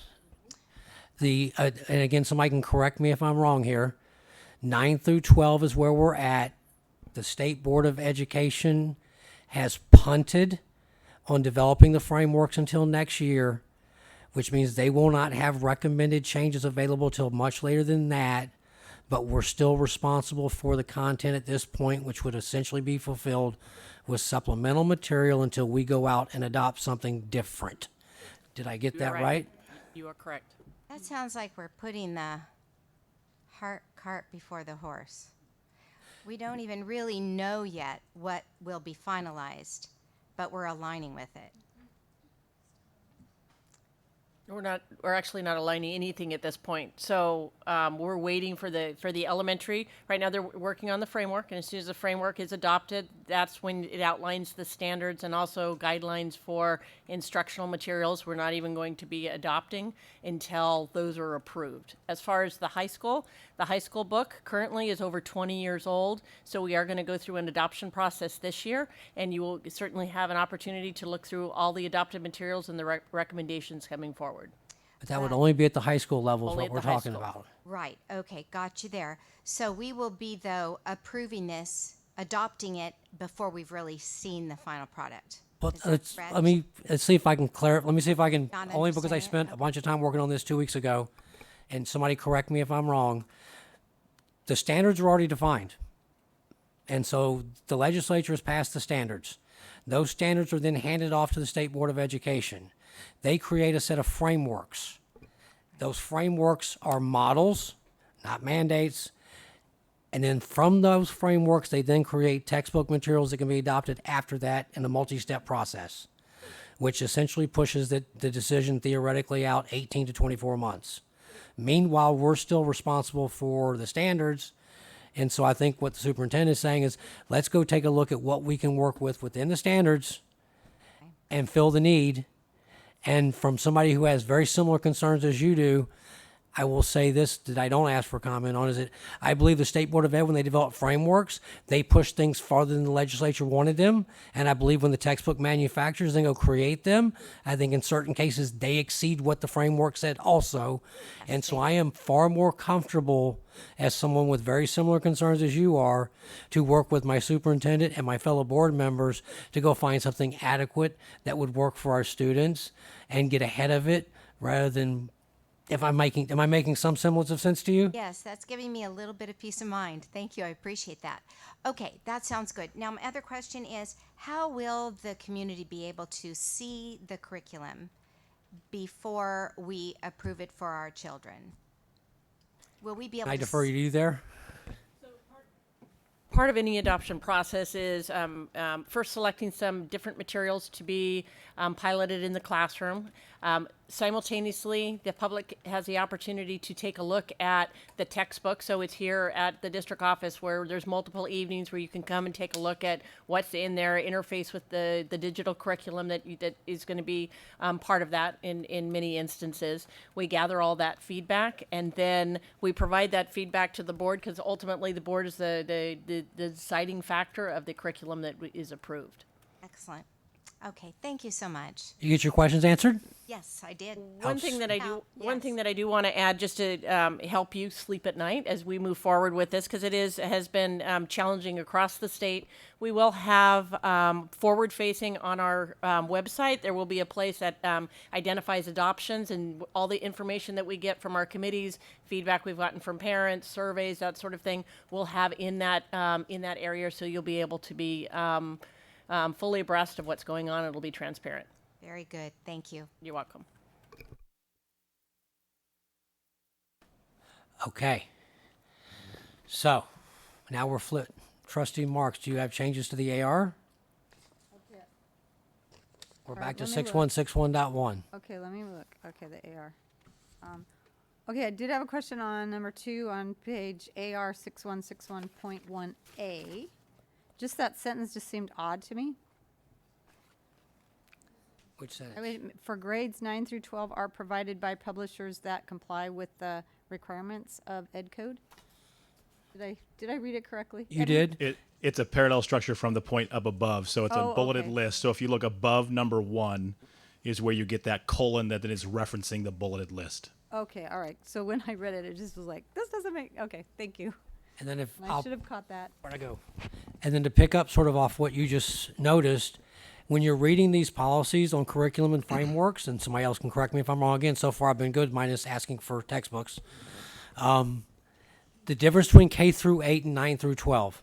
The State Board of Education has the ability to recommend textbooks and frameworks for grades K through 8. You'll see a difference in the wording in board policies and ARs when it comes to 9 through 12 because the California Constitution does not give the State Board of Ed the ability to specify what we should be using at 9 through 12 other than standards. And so you will see a break in all of these different policies on instructions when they break K through 8 versus 9 through 12. The reason is that the State Board of Ed loses authority after 8th grade on that stuff.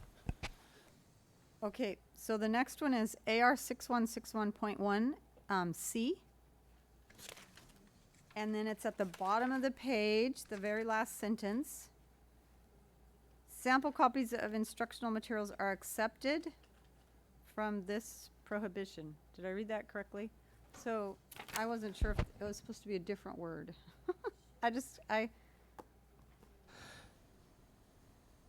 They should not be accepted because She's on C, and I think the reason is because they're talking, the paragraph right above that is talking about sample curriculum. And so this is when you're off in the committee choosing your curriculums. The textbook manufacturers will come in and drop off samples. If I'm not misinterpreting that. Meaning there's no conflict of interest. They are exempt. They are accepted. Correct. You're exempting them because they're providing material to the committee and the district to view, if I read that correctly. Okay. It just seemed odd. Because the paragraph above is saying you're not going to accept anything. Accept. Yes, so that you're ruling them out. They have the ability to take Not exempted. the publisher's material that they wanted Okay. you to look at, and you can then look at it. All right. All right, so as long as, is that it for that one? That's it for that one. And then the next page, you still see, there we go. And then the very last one, it's, all of that was deleted, but I liked it. So let's see if it's, so, and maybe it goes along with something you added in one of your additions. But instructional materials requiring adoption by the governing board. Always like it when it says the governing board, because that's what our responsibility is, even though this, maybe it's because this is in an AR. Yes. Any instructional Yes. materials, okay. Because the governing board is on the BP side. That's the what? The AR is the how, which puts it on the side of, Okay, so read it though.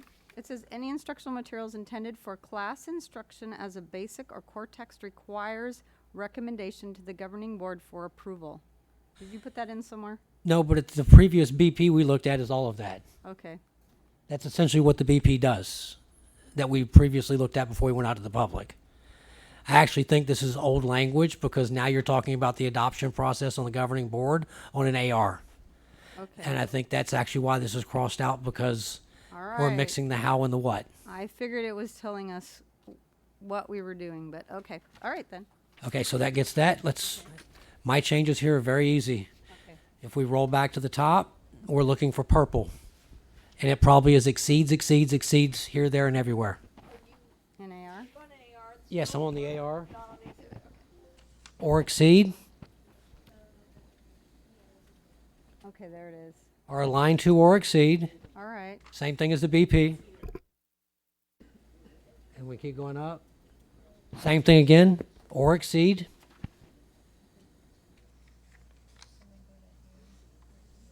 On the bottom, on the top right, meet or exceed.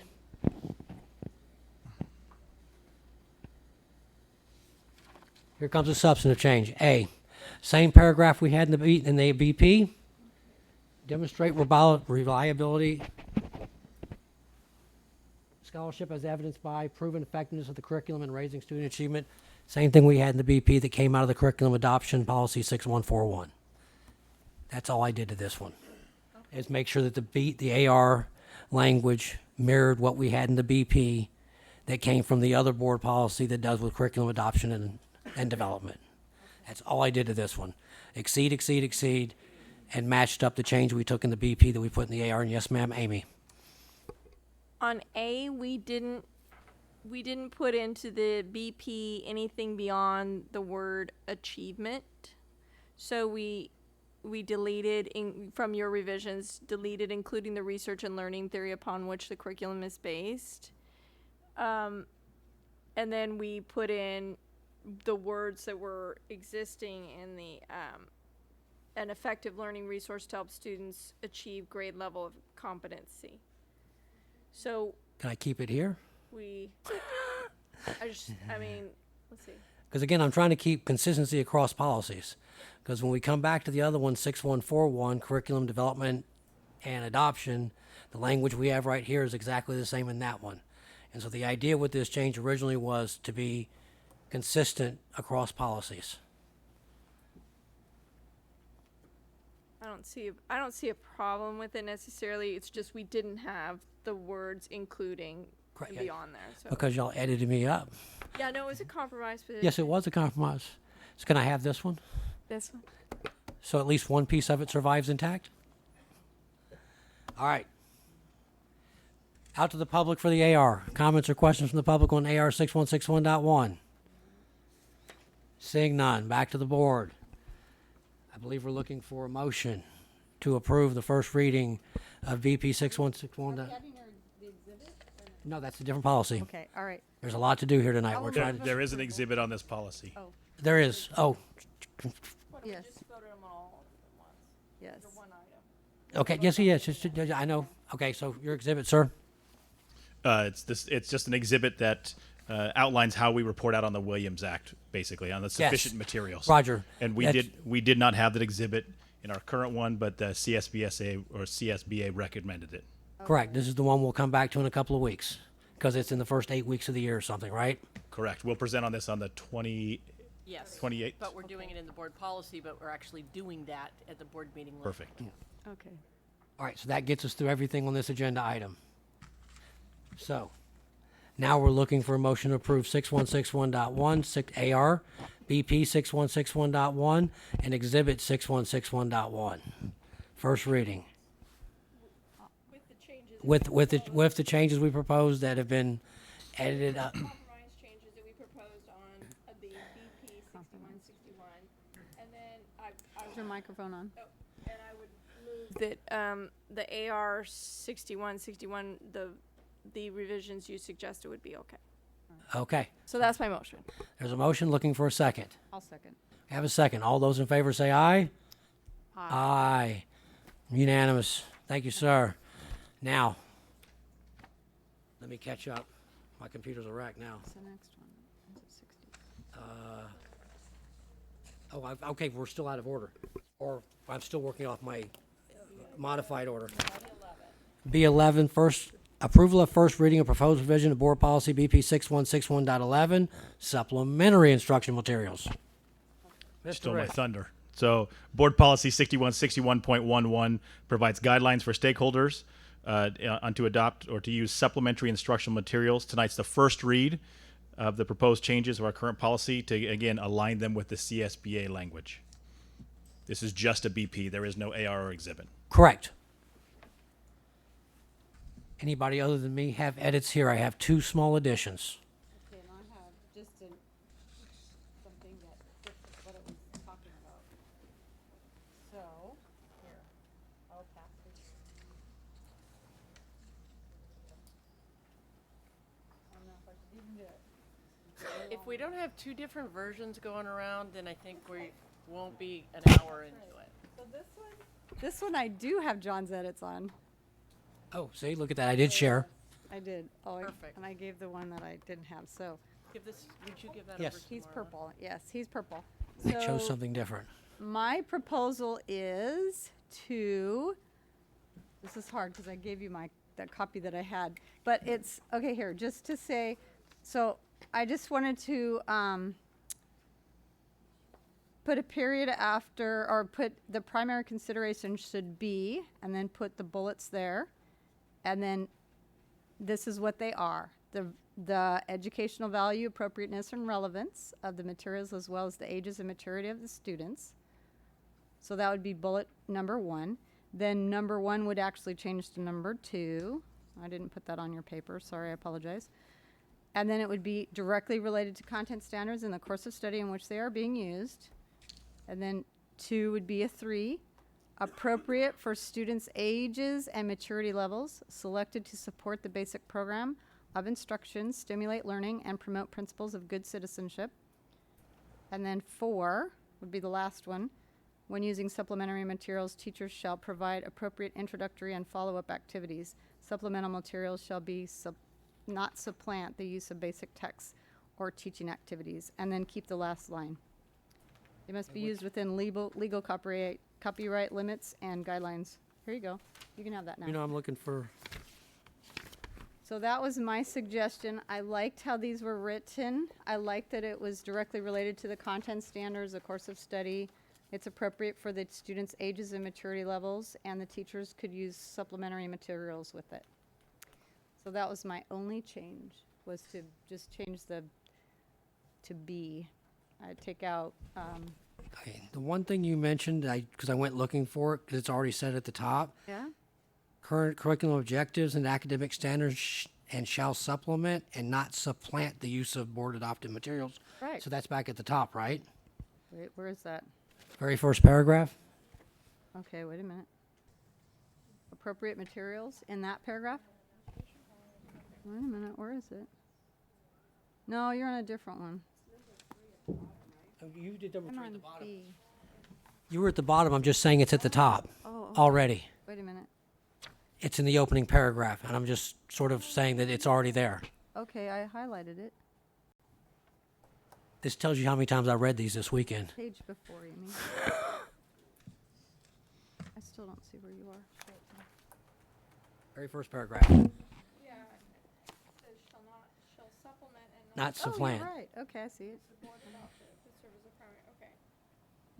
Now you know why I don't sleep well. Okay. Because I'm reading. Okay, I see that. That's number 4. Okay. All right, so 4's Take gone, off 4 off, yes. which gets us The back. rest of it wasn't.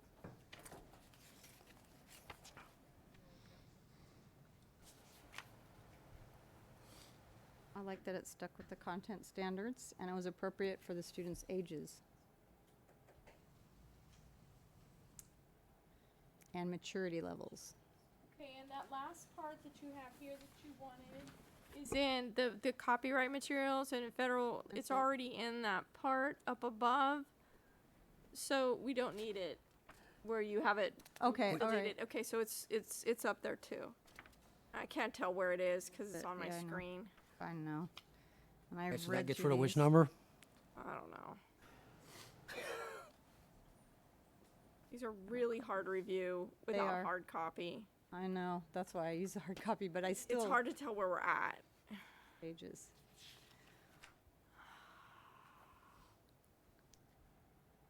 All right. So are you okay keeping to it's Okay. actually paragraph 1 and paragraph 2. So we're down to 1 and 2. Yes. Just those 2.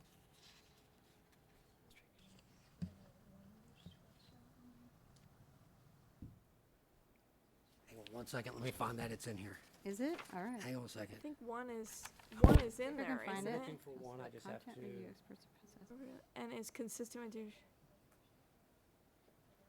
No. It's my 2 cents that I think that the portions you've Got it. you've asked for are redundant. Are they? Yeah. All right. Let's All right, see. got it. So the one you just asked about, Show 'em number three. 1, right? Yes. On the second page, 616111.a, 1, 2, 3, 4 paragraphs down. As appropriate, supplementary instructional materials shall meet the criteria developed for the selection and value of basic instruction AR 6161.1, which we just approved. And so it refers you back to the adoption process that we approved with 6161.1. And so what you're Okay, but talking, it still doesn't say, you mean the, are you talking about paragraph 1 that says directly relates to content standards and the course of study in which they are being used? correct, because that goes back to what we did in 6161.1, which is how we adopt course material and course studies, which we just did. It's referring you back to, Okay, I see it. I see it. got it? Right, I see it. Okay. Okay, now help me find number 3 or number 2. And I'll be good. Because these were the only ones that I really had. It's at it's in the last part, the age and maturity of the student. is in- Appropriateness of materials. Yeah, it says the primary consideration should be the educational value, appropriateness, and the value of the materials, as well as the ages and maturity of the students. And then this good citizenship, All right. that part's in the movie part, in the next part. I know, I saw that too. Okay, I like but that it was repeated, but okay. yeah, the That gets- ages and maturity. So the first part of 2 is covered. Okay. Second part's in the movie part, All right. and then Maybe I just like the numbers and how it's Okay. laid out. But so all you the can con- see it and find it. And if I'm a person looking for what I want to know, then it's all laid out in numbers. But all the content that you're asking for is already in there. It is, and a paragraph. okay. All right. So that gets, Wait a minute, let me, hold on, Okay. this, that's number 3, hold on, or number 2, it's your number 2 that I had number 3. Should be educational appropriateness. Okay, let's do, should be, pages, okay, nope, it's okay, I see it, all right. okay. So if I'm understanding where we're at It's now, all right, we don't have to do it. that the change you have is a capital T with the educational value. Second paragraph, something at the top, right? No, wrong guy. Okay, so your changes were covered already elsewhere in the board policy. I don't think any of them Yes. are needed Okay, so, then it goes to your purple. so go, my two purple lines are in two places. It's the same thing twice. It essentially says, wherever it went here, page 3, 611.b, supplemental material related to controversial issues shall be reviewed by the superintendent or designee and subsequently approved by the governing board. Okay? Controversial issues is 6 issues, is what sex ed, blah, blah, blah. If you're going to supplement what we've done, run it through the process, is all I'm saying here, and explicitly saying with issues that are liable to raise flags, run it through the process. And that's the only change I made there. Farther down, right before the bottom, outside speakers, same concept. Outside guest speakers related to controversial issues shall be reviewed by the principal, submitted to the superintendent or designee, and made available to board members. If you're going to bring a speaker in on a controversial issue to supplement material, run it through the process, good to go. That's all I touched here, and I got lights everywhere. Trustee Irvin, I'll start over here. How do you define controversial issue? Coming up, it's right below it, 644. It's listed in the CF right below it or above it. On the first change, you look at the bottom, it says 6144, controversial issues. That's a board policy. It needs to be updated. Ours is dated 1977. It's one of the oldest ones we have. I've only found one other. I showed it to the superintendent before the meeting. It's essentially 5 issues. Sex ed, HIV, AIDS prevention, civics, history, and one other, but it's essentially 5 different areas where essentially AB 329 comes into play. And so if you're injecting these issues that are going to make it controversial, if you're going to supplement what we've adopted, run it through the process. That's Yeah, my only issue is that there's a few more controversial issues that could be added there. So are we putting the cart before the horse? No, it's essentially recognition of religious beliefs and customs, sexual health and HIV/AIDS prevention instruction, civic education, comprehensive health education, history, social science instruction. Those are your controversial issues based on not touching a CSBA policy. This isn't the 1977 version. This is the 2018 version. But it's essentially 5 topics that are defined as controversial. If you're going to go in that neighborhood, run it through the process. And the idea is to be preventive so that we don't end up in a situation where you read about on the internet where something got wild and nobody knew and da-da-da-da-da. Just put the prevention in front. Ounce of prevention is worth a pound of cure. That was my concept there.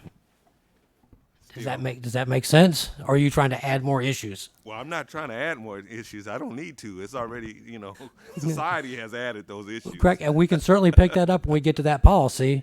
Right, okay. So I just wanted to make that note. That's Okay. all. Trustee Newman.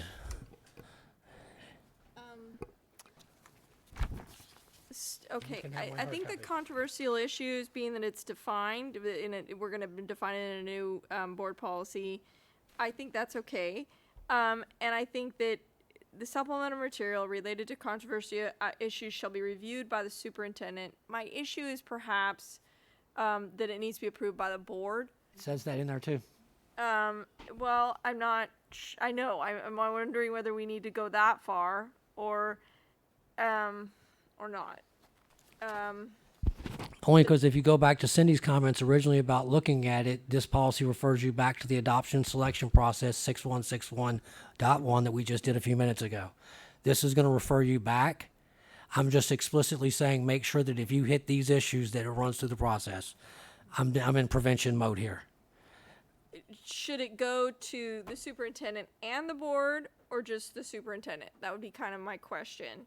If that's, is it overkill? I split the hairs and said that we wouldn't bring it to the board for the speakers, but on the curriculum being used in the classroom, I thought it should run through the superintendent and back to the board on these issues alone. If you want to do supplemental material in a regular core class, I don't think we need to see that. I just think it's worth noting that if you're going to get into these issues, controversial, run it through the process. And on guest speakers, leave it up to the superintendent and the principals. I trust their judgment. I just don't want to get blindsided. And I think if there's a process in place, you're not going to get blindsided because the process will prevent that from happening.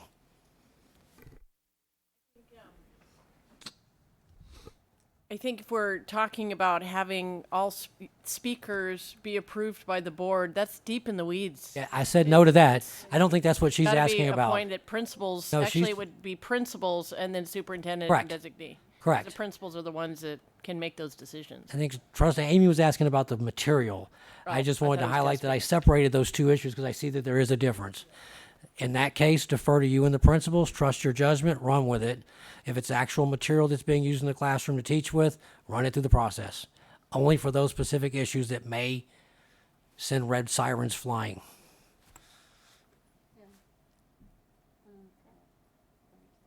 Reasonable? Going to my right, Aldolfo, Trophy Lopez. Yeah, I definitely have a concern when it comes to guest speakers because are we talking about specifically when it's in the supplementary to instructional materials or every single, like for example, I have in Modesto there's Day of Respect and there's a wide range of speakers that come and talk about, not limited to any of the issues that you mentioned. Would not be covered. Okay. Yeah, it would be covered. Not under controversial issues, would it? And since it's not sex ed, it's not HIV/AIDS prevention. Civic. It could be. It could be. How about we pick it up and leave it at this point? I'm listening. Right, because I mean, you're talking about over 50, 60 speakers at once, right? Right, but I think what we said is it's up to the superintendent and his principals, and I think if they make the right call, trust them. Just run it through the flagpole. And again, you're not saying yes or no. You're just saying somebody take a look at the list and make sure you're good.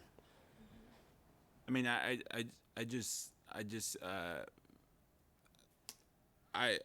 mean, I take it back to what Dr. Noguchi said, that I feel like that's too in the weeds.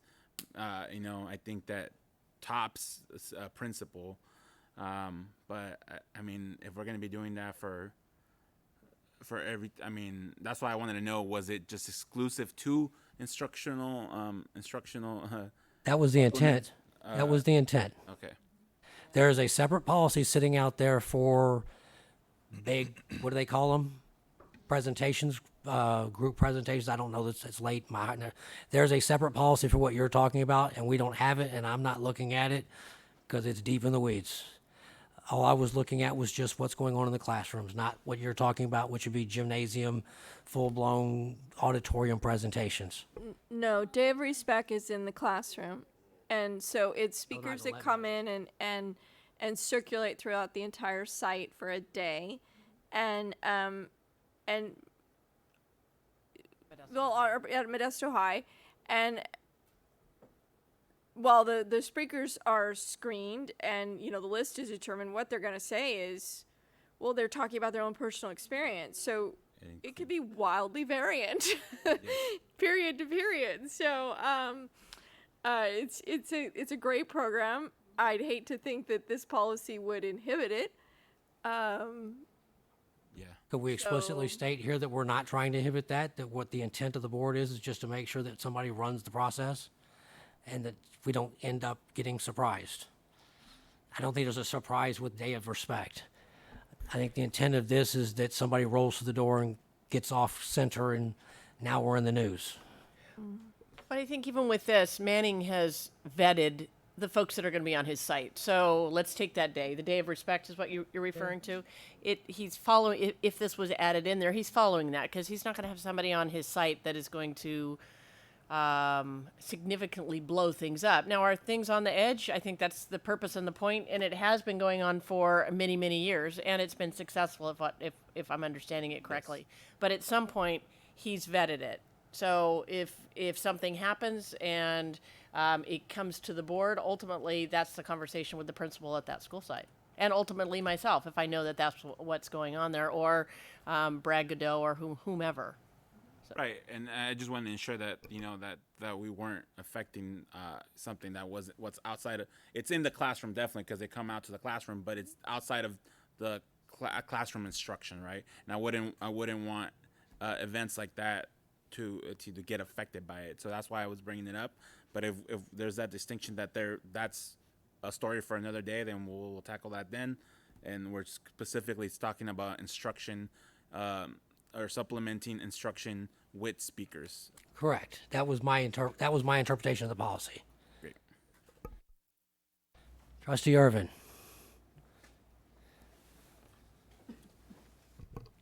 I pass. Okay. Out to the public. Questions, comments on 6161.11 supplemental instructional materials? Seeing no movement, back to the board. Looking for, I believe we're down to a motion for just the two changes I added, correct? I'm gonna make a motion for adopting the policy without the changes you suggested. And so if there's anyone gonna second that. I'll second. All those in favor say aye. I lose 5-2. No. Moving on.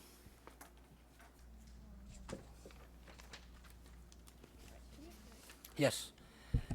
Let's it's 8:20. Let's take a break till 8:30 just for a minute before we dive into the next 6 policies. Call it for 10. Yes, we have presentations too. We're trucking. We're not doing bad. All things being equal. Wait, was there only one on that? Yes. Okay. No. Let's be 11. And we still be 12, bro. On that one.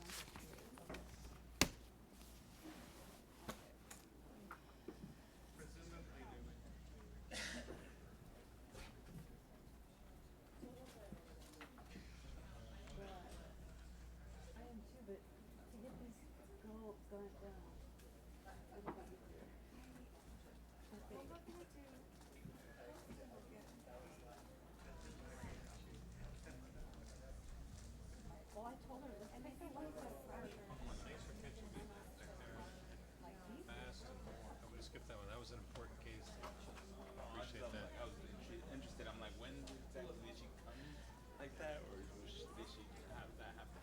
Especially with the whole South.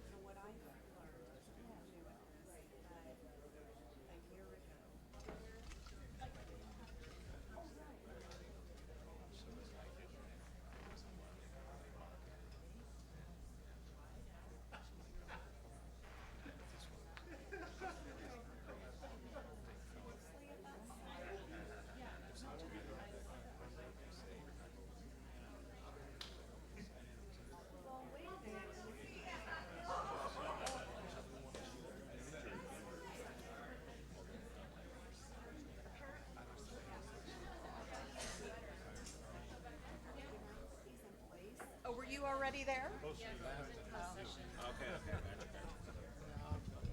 That was a good catch.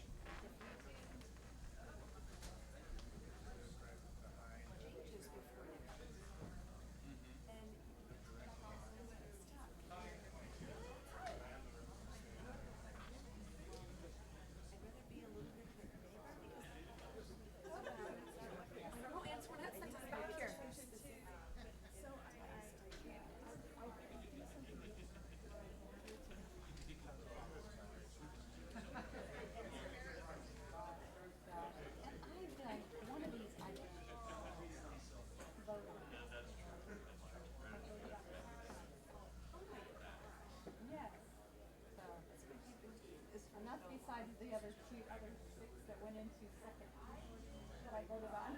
But it was 6 times since I got on. It started in 1998 and then it went all the way through, I think, 2016.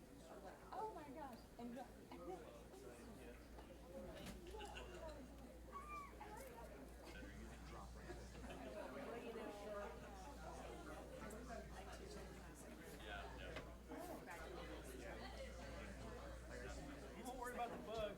And so the class I'm teaching right now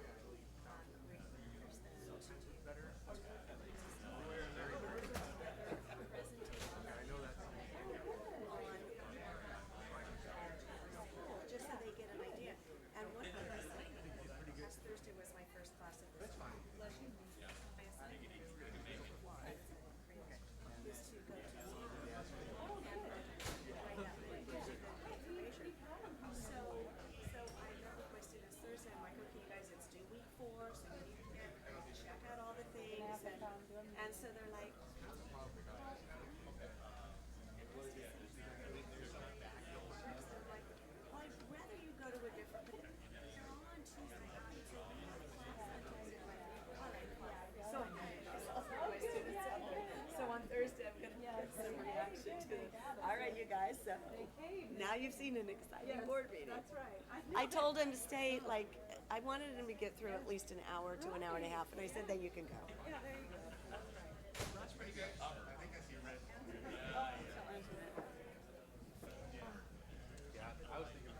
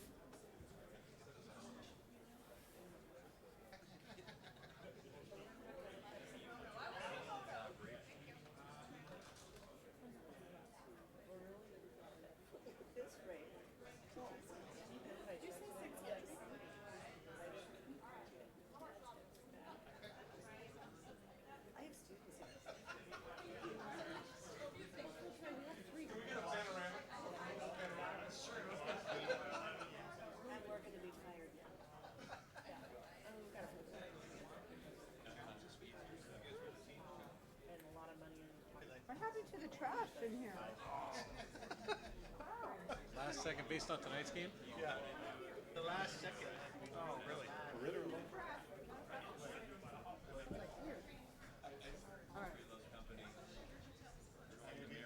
Hard stuff's done.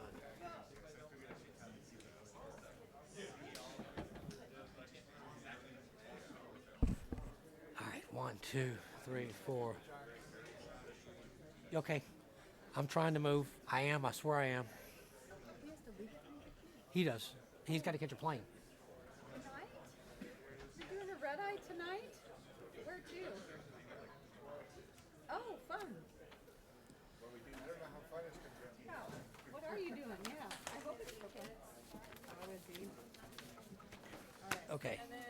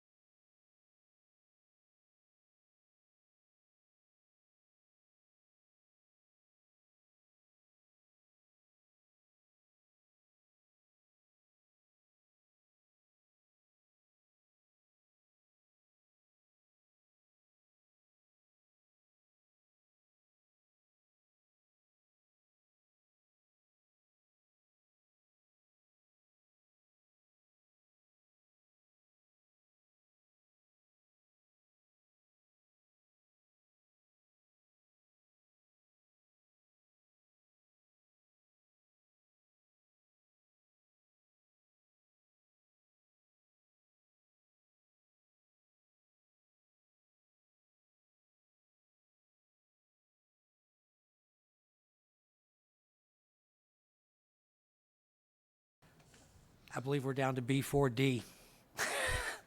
These are 12. B12. Which is 1312.2 A, R, B, P. Is there an E here? No. Mr. Rich. So this is 12.2 complaints concerning instructional materials. It does have a companion AR and an exhibit. This provides guidelines for stakeholders regarding complaints with instructional materials. Tonight's the first read to bring our policy in line with CSBA recommended language. The most notable changes include the deletion of the library resources wording, which are considered instructional materials, so it was redundant, and the changes to the exhibit to match the CSBA recommended format. Okay. I was very careful here. I thought I was careful in the other ones. Apparently not. I was close. B1312 BP, page A, 1, 2, 3, 4, right underneath controversial issues, role of the board and governance standards. There's a paragraph that says, when any challenged instructional material is reviewed by the district, it shall not be subject to further reconsideration for 12 months. I just scratched it. If somebody's that willing to complain, let them file the complaint. That was the only change I made to this BP, was don't restrict the ability of a parent. If they really want to file a complaint, let's let them file the complaint and run through the process. That was the only change I made to this BP, was scratching that one paragraph. Trustee Newman. Okay. Where you add on that? Oh, it's so nice to have them in writing. Okay. So my concern about that is, okay, so it's A. We need our staff to do work, and they have a lot of work to do, and I don't want a lot of staff time being eaten up by complaint after complaint after complaint. And I could see that could happen. It's happened here, and so I would want that if that policy, that limit to how many challenges could be made, if that's in, if that's, I would assume CSBA has legal grounds to have that in there. I'd have to go down to the list at the bottom. But if that's within the grounds of what restriction we can place, I think that we should keep it in order to allow our staff to do the work that the staff needs to do. Trustee Brown. So I like the fact that there is an out for you, John. Already here, it says, unless the superintendent determines that reconsideration is warranted. Let's leave that. Good enough. Done. On the AR side, I have two. First page, underneath the first paragraph. In the case of digital material, if the complaint's about digital material, the principal shall provide the parent or guardian with access to the district-approved digital instructional material because it's not in a textbook. Make sure the parent has access to the material. The second change underneath that is the complaint regarding supplemental instructional material. The principal shall provide the parent with the complete access to the supplemental material in question. It was essentially just make sure the parent has access to what they're complaining about so that if they're already upset, they don't have another reason to be upset. And that's those two.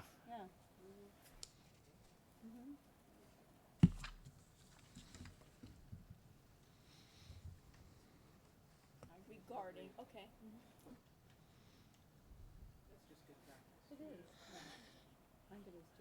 Yeah, I think so too. Yeah, that's good. Okay. I was trying to be preventive. John, win one. For the love of God. Okay, so anybody else have questions or comments on these two? Seeing none. To the public. There is an exhibit as well. Do you want to Roger. review that? Go ahead, sir. It's just the exhibit It's is the it attached? form. It should be attached there as well, right? It's the form the parent would use to file the complaint. That is correct, and we copied verbatim the CSBA recommendation. Much of that was already in ours, but the order was a little bit different, and the new form provides a little bit more room for them to provide comment. Out to the public. Comments on 1312.2 complaints.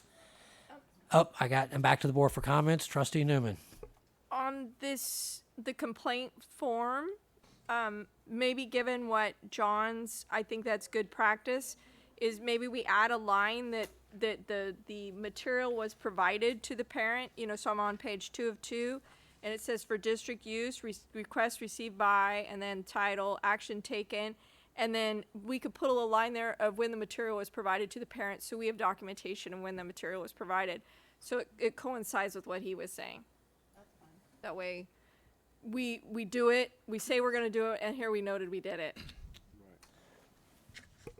Okay. With that being said, no other lights. Looking for a motion to approve AR 1312.2 and BP 1312.2 with the two changes we've made. I see Trustee Brown moving. Trustee Newman seconding. All those in favor say aye. Aye. Passes unanimously. I believe if I go back to my agenda, we're back on track now. Have to go back to the top. V5, report on Modesto City Schools, 0.5% professional development incentive. Miss Odell, I believe. That's me. I'll wait for tech to catch up.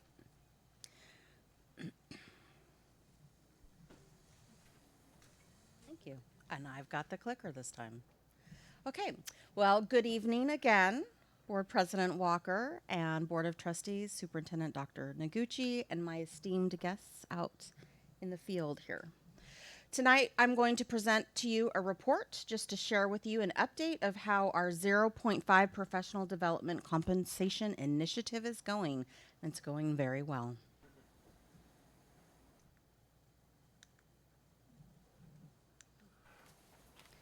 We'll be talking about the work that we've done with our partnerships, the strategic focus with our goals, logistics. I'll share a short case study with you, give you some current data, and our next steps. So, as you may remember, we worked diligently with our union partners to confirm 6 hours of professional development for a 0.5 off the salary scale compensation. If folks complete those 6 hours before June 30th, 2020, that was part of our collective bargaining agreement for CSEA. and MTA, as well as our management group. So everybody gets to participate in growing and learning in their skill sets. I wanted to show you a few of our courses that are available. We have over 70, and some of that data will come to you in just a minute. But here's the topics that we are providing right now: restorative practices, culturally responsive instruction, trauma-informed classrooms, how to use the PLC process to inform your instruction and make great instructional decisions, how to ensure that your classroom environments are safe and equitable and rigorous, positive. Mark Herp's team has one called Taking the Confusion Out of Inclusion. How to work with students with autism and learning challenges. Even some technology courses like OneNote, and Krista Noonan just took some Google classes that she said changed her life. Good stuff. Some of the classified courses, again, this is just a dip in the bucket of what we have, but our classified folks, not only can they mostly attend those other courses, if they're applicable for classified and certificated, it's open for everybody, but they also have some other courses such as Parapro, our Module 1, that's individual educational plans and district expectations, behavior and data collection. They can even take Excel Level 3, learning more about pivot tables and how to disaggregate data. So I wanted to point out to you that this is all aligned to primarily goal 1, 2, and 3, our strategic goals: increasing academic achievement and ensure equitable access to enable all students to attain college and career readiness. Goal 2, right, that's my wheelhouse. That's all about ensuring all employees have access to high quality professional development, including leaders, like we just talked about a little bit earlier. And goal 3, we really are focusing on customer service, communication with our partners around not only internally but external groups, and how do we increase communication with parents, help them understand how to support their students, and what's happening in our community to support them as a family unit. So the logistics of our .5 professional development plan, it's always after a staff's workday. It's not during their duty hours or on a weekend. We have some that are happening on the weekend. They're all around our campuses. A lot of them are happening at the Reno site. That's the professional development building that I reside in. And we have 2 different pay options for folks. If you finish all of your 6 hours by November 30th, you will get a paycheck for the holidays, which everybody loves. If you don't happen to finish, it just doesn't fit your schedule, then you can get your paycheck in July when the school year ends. You finish anytime after then. By the time the contract ends June 30th, it'll take a couple weeks, and then they would get their paycheck too. So folks have the options of when they want to get paid. These 2 different times they can get paid once they finish their 6 hours. We have worked diligently to ensure that the information is out there, and we will continue to work on that. We've got our website up for information. We've created frequently asked question documents, so any question we could possibly think of or folks brought to our attention, we have on a document that's constantly changing and adding to it, so people have their questions answered about how this works. Including, we have some live help kiosks, if you will.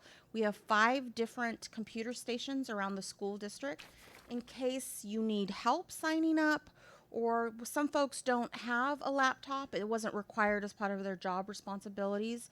So we have, again, 5 different places that folks can sign up, and we also support anybody who calls our office. We can sign them up right there for their courses if they call in. This case study is just, it's a real example of what's been happening. Name change, Sally is school secretary. She's been asked to provide a list of students who should attend Saturday school for missing school. And she decides to attend an Excel course, and that supports her ability to increase communication, to help students get their credits back and keep their chronic absenteeism down. So that's one way that we've been able to help someone like a Sally. This is a real person that's come to me as well.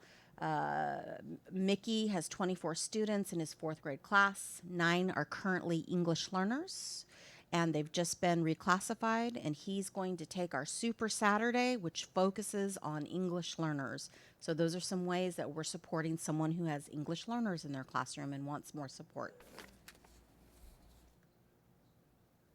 This right here, I'm very, very happy to share with you. This is current data, and what we have right now, if you look on the blue line, we have 57 courses that have been created just for certificated staff. Now there's 98 options to take those. That means a course is offered more than once. We have 2,240 hours of professional development already completed. 698 staff have enrolled in a class, and 1,200, just over 1,200, have actually signed in to look around. 1,200 individuals, once or more, they have gone in and looked. Those are unique logins. So everybody's in, well, mostly everybody's in, looking around. And so far, we have 297 certificated staff that are all done. They have already completed their work. There's 6 hours, so they will get paid before the holidays. Our classified staff, we have 38 courses, 374 hours have been completed. That's actually, we have more that just completed this Saturday. And 367 have engaged, and they have enrolled themselves in a class, and 23 are completely finished. Now I want to add to that on October 14th, we have many classified that don't work on this day. It's a day where we do professional development and the students stay home. So somebody like a bus driver or like a campus assistant, they don't have to work on this day. It's a non-duty day. We've created PD for them to come in and take their 6 hours on customer service so that they too can use that day, if they choose, to finish their 6 hours of professional development. We have some quotes for, in an effort to be quick here. I'm not going to read the quotes, but these are real quotes from our folks talking about how this compensation initiative has really supported them. It's been really nice to hear from them. Somebody said, this was the best experience of the 3 years I've been here. So that's sweet. Our next steps, we continue to build the catalog. We have our instructional coaches developing professional development for instructional methods right now to support our students, our teachers. We will continue to adjust our work based off of the feedback. At the end of every PD, the teachers take a survey, as all folks, not just teachers. And we have I actually pulled that data. I just wanted to share that with you. We are meeting or exceeding the expectations of content delivery at over 97%.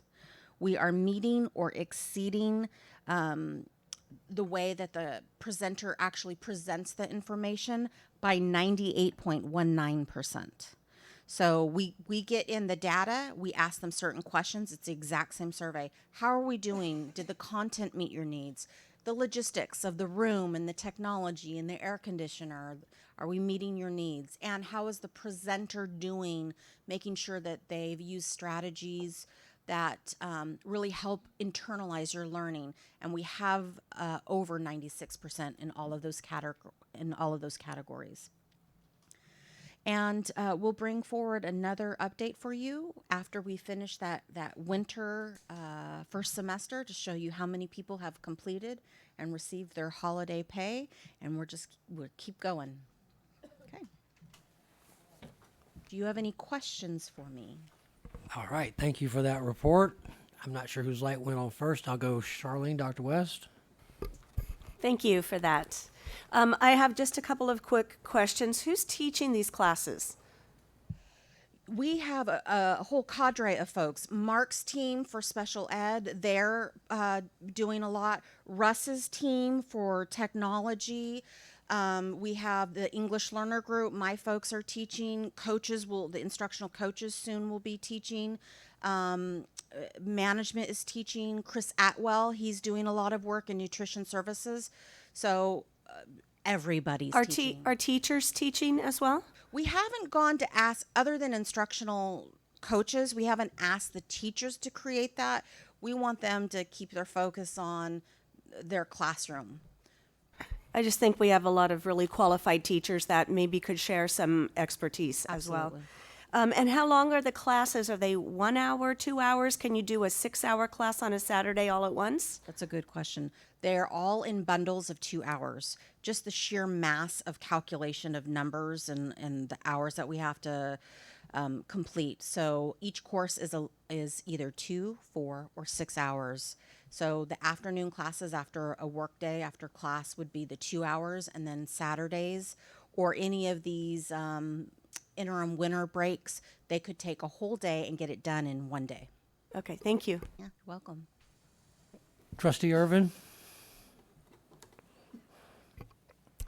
Yes, great job on this initiative. Thank you. Yeah, money to get everybody, up and going, motivated. Yep.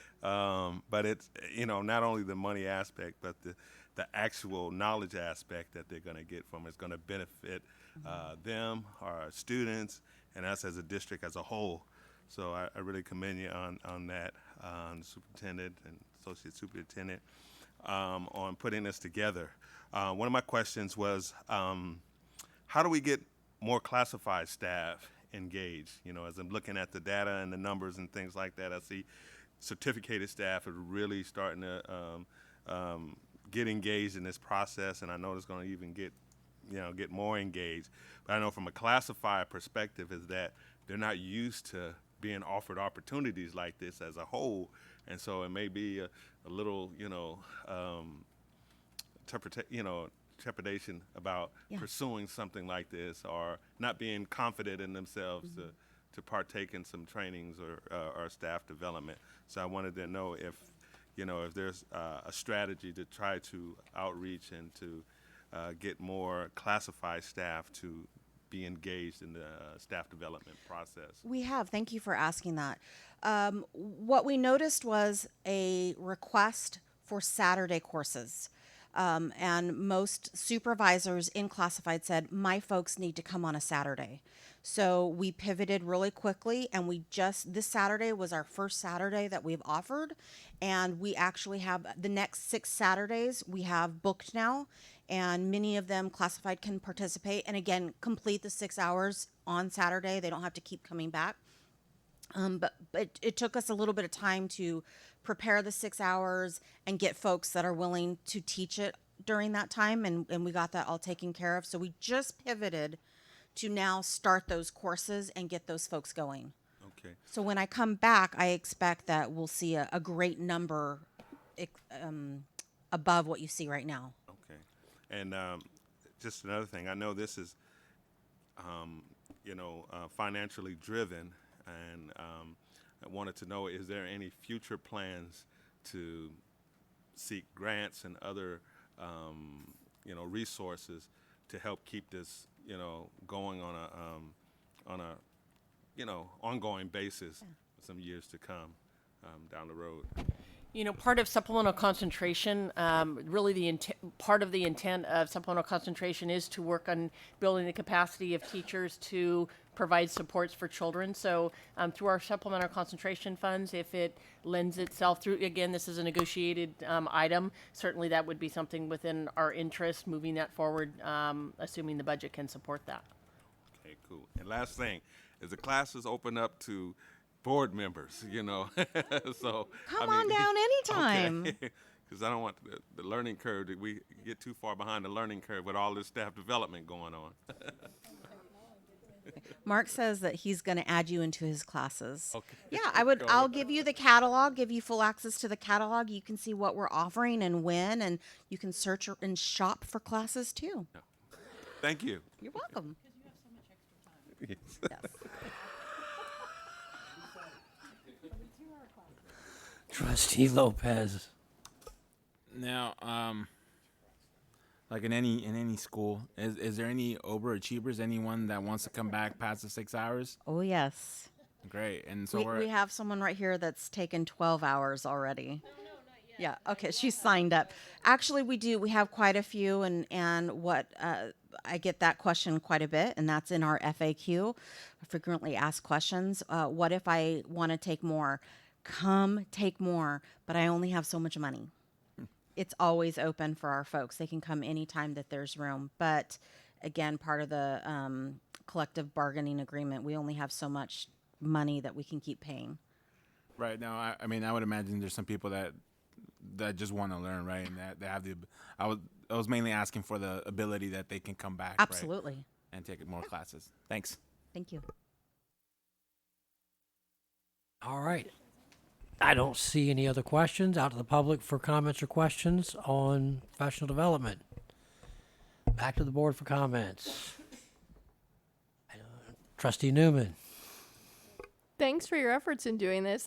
My questions were answered in terms of the movement to get, because I looked at the numbers and I really appreciate the effort to pivot, as you called it, and respond to the needs. And I'm excited to see how this goes. So your further reports on this. Thanks. Thank you.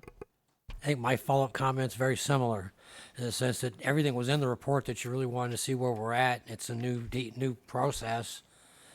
What'll be interesting to see at the end of the year is what classes and courses got the most attention in the sense of how you've, I figure you are. I got faith in you.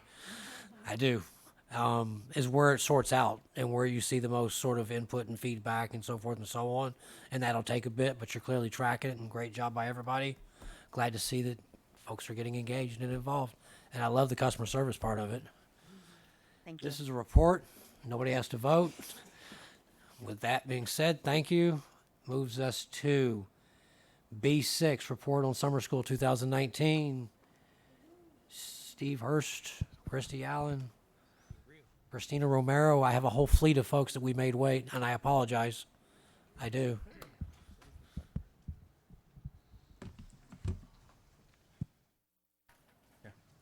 Just trying to make sure I know it. Good evening, President Walker, trustees, board members, Dr. Noguchi.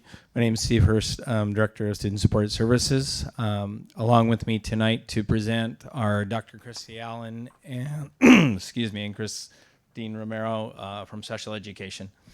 So I would like to, although they did leave, unfortunately, due to the time frame, recognize that we had a number of our summer school administrators that were here in the audience today and all the hard work that they put in this last summer to make the program successful.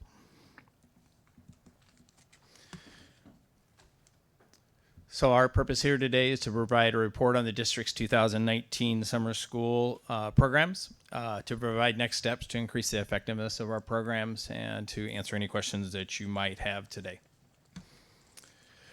Looking at the goals that we have, summer school definitely directly aligns with goal number 1, which is to increase our academic achievement and ensure equitable access to all students to attain their college and career readiness. And when you look at the sub-goals specifically, obviously, we're looking at sub-goals 1, 2, 1.4, and 1.5, especially with the enrichment aspect in 1.5.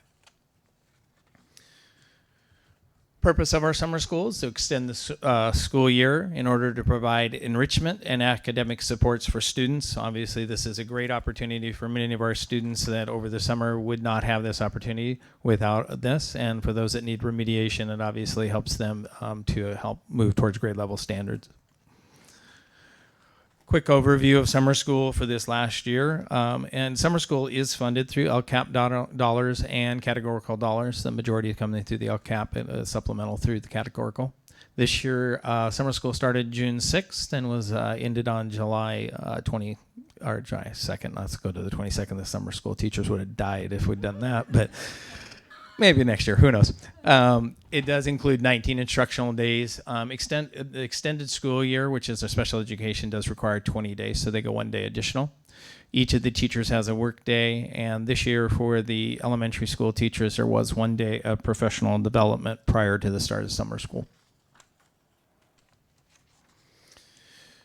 So for our elementary academics, so obviously we have elementary and we have our upper grades.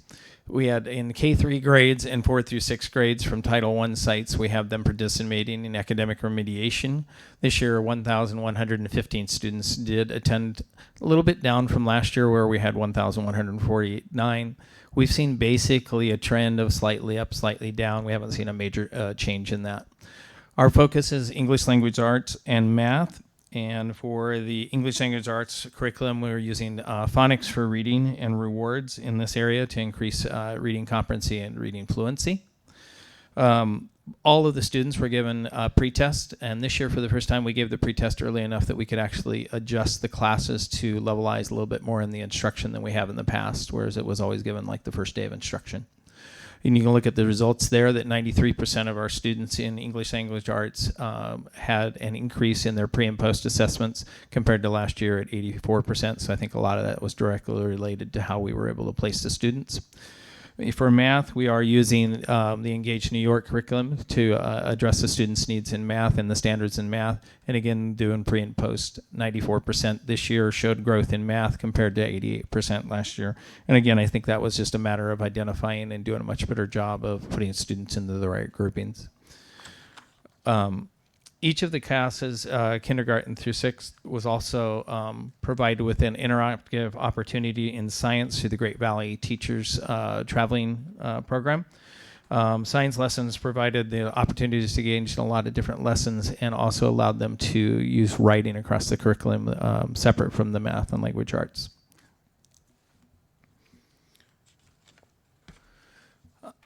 In addition to the remediation, we offer elementary enrichment for our 4th and 5th grade students. This is offered district-wide for students that were not identified for remediation. We offer this at 2 of the schools. This year it was offered at Beard Elementary and Robertson Road Elementary schools. Same thing with our remediation. We offer that at 2 of the schools. This year was offered at Fremont and at Marshall Elementary. For this program, the students are not bused. The parents do have to drop them off. 234 this year, a little bit down from what we had last year in the program. When we look at what we're offering in the program with computer coding, science, and art and supplementals, for computer coding, we're using the Code.org online curriculum that has been very effective, and they've really narrowed that down to what they can do during this time frame. Science is all hands-on activities. The teachers are leading the activities, but really it's the students doing the activities. For the soccer fundamentals, the nice part there is it's really focused on skills, it's teamwork that, and then at the end of the week they have what they call as the MCS Cup, and they compete against each other for the MCS Cup at the end of the week, which is always a fun event for them. And then I went and looked at the work that they were doing with specifically in the art area, and I couldn't figure out a couple of things, had to look them up, but basically they are using a lot of different art techniques to bring in math, bring in language arts. So for example, if you're making lettering, they were turning it into an art project where they actually had multi-dimensional designs and stuff that the teachers had done. A lot of positive feedback from the staff as well as the students for attending, and especially for the parents. For our secondary education, so our high school, junior high students, we did offer the program at all of our high schools this year. 1,665 students courses and actually completed the 2 courses during the 19 days. That's over 10,000 credits that we recovered this summer compared to what we've done in the past. That's definitely a step up of where we want to go. Junior high students this year did pilot the APEX program at Downey and Modesto high schools. This is the first chance to take a look at this at the junior high level. We did see some promising results with it. There were challenges. There were some learning curves that had to happen with the teachers and the students when you haven't done this program before. But I think it's something we definitely want to look at going forward for junior high students, as well as probably look at it for our extended summer school during the school year, just as we do at our high schools. In addition to the courses we've mentioned before, we do have some specialized summer school classes that happen. You can see the programs up there, the Language Institute at Davis, for example. We have a couple summer bridges. These are all designed, obviously, to progress our students towards being ready for college or high school graduation. Those are site-funded, and the number of students attending are very specific students. And most of them happen for about a week at a time. With that, I'm going to turn it over to Chris Romero, and she's going to talk about some special education. Good evening. Summer school programming for students with disabilities is offered through extended school year, or what we typically refer to as ESY. ESY is provided to those students who are eligible through their IEP process.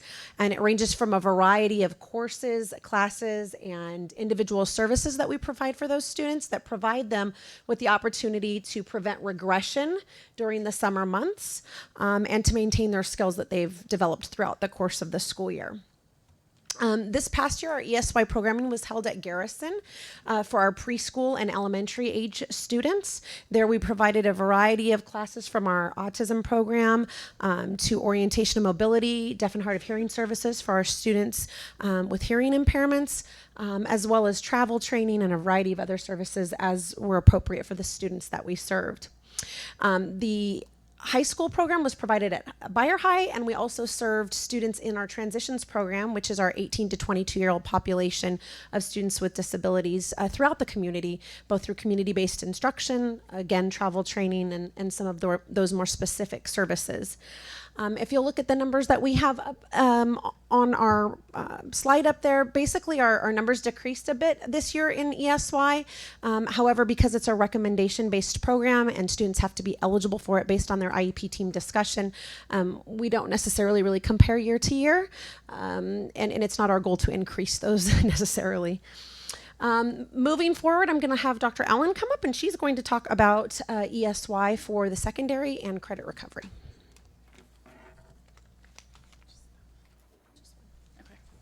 All right, well, good evening. The Special Education Office also offers summer school programming for students with mild to moderate disabilities in grades 7 through 12.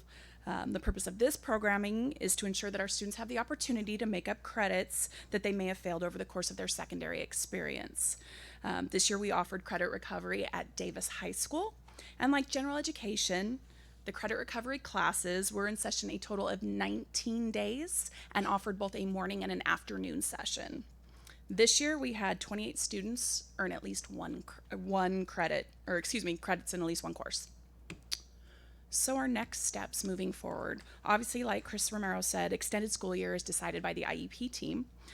But we will, however, in our office continue to evaluate credit recovery options for our students with mild moderate disabilities and look for options to increase access for those students. This includes delivery of services in our parallel program as well as our resource program. Okay, all right. And then through the general education summer school, they will analyze student attendance data to increase student enrollment and attendance and plan for expansion in both enrichment and remediation. With that, are there any questions? Okay, let's see. Trustee Brown. Yeah, I'm interested as I see the drop from year to year down this current year. I'm wondering if we're marketing the services of summer school, and what limits are there? Do we turn any students away? Well, I will turn that over to general education. So I will say that we can probably do a better job marketing summer school across the curriculum. So you will see that some schools do a much better job of having students attend than others. So it's an opportunity area. I'm not going to say it's not. No, we would not be turning away students. If we have invited them, we would want those students to come to summer school for the remediation. If we've invited them to the enrichment, we would want them. Obviously, there's still always going to be a teacher. You know, you have to have the number of teachers to serve the students. But I think we have the teachers available if we have the students come. Trustee Newman. All right, my question is for you, Mr. Hurst. Thank you for the report. It's about general education. Okay, we heard in public comment from Dr. Menshew, Correct, who was talking about, I think he was mentioning the elementary enrichment. Correct. He actually participates in the elementary enrichment. Right. And I just want to make sure that his comments would maybe lead one to believe that we were not going to continue it, or there was maybe in jeopardy, but it's not. No. We would continue. We and would like to expand. grow it. Okay. Correct. I want to make sure that that's well understood. That we've seen a decrease, and we want to see an increase next year if we Correct. can, and in terms of marketing. And we're offering a great program. So I just that's where we're at. I would right? definitely agree with his comments that we're offering a great program. I think, obviously we would like to continue growing the program. We're seeing a lot of things. Example, this year they even brought in the little bitty robots within the code.org program. So just another offering of things that we want to do. It's just a matter we need to get more kids there. That's the opportunity that we need to do. And during your report, you mentioned about busing, that they needed to probably provide their own transportation to the two sites we were doing the enrichment at, at least the elementary. For the enrichment part, busing has not currently been provided over the last couple of years. For remediation, we do provide busing as part of the program. So would funding for busing, would that raise the numbers, in your opinion? I would probably see a direct correlation if we were to bus students from around the district to the sites, that we would have a number of students participate that right now are being limited by they can't get there. So it's Orville Wright that we have one at, and This year we held enrichment at Beard and at Robertson Road. okay. Yeah, and part of the issue that we're always dealing with during the summer is just the use of facilities, especially with a lot of the improvements that were going on this last year. It was a little bit of a challenge. There's no doubt about it. Yeah. But we've tried to offer them on opposite sides of the town. I know that there's discussion about should we offer a third site or not, but that's something we have to work out with the budget and then facility availability. Okay, and then Could I ask a follow-up from that? Sure. Do we have the breakdowns of the two elementaries, the enrollment in each of them? I don't have that right now with me, but yes, I do have an enrollment breakdown that I could get for you. Okay, thanks. And then the academic growth. So the students, we're looking at the elementary academic growth and the students that were sent there from remediation, correct? Correct. Okay. So 93% of the students showed growth in ELA. Okay, compared with 84% in 2018. So there might have been fewer there, but the kids were there, more of them were improving. Is that a good statement? Yes, a greater percent of the students that attended this year showed an improvement on their pre and post than the previous year. And then I think it's important to note improvement, but it doesn't mean that 93% of the students that are enrolled in it were then at grade level, right? No, you could not make that statement. Yeah. Okay. So they came in likely below grade level. Correct. A year or two. Any of these students are operating, needing remediation, or usually below grade level. Could be a year, could be 2 years. Your target. That's why the phonics for reading, for example, is there. So you're using that to build the phonics skills that they need to be readers. They could be a third grader in phonics for reading, for example, and they could be a first or second grader for that program. Okay.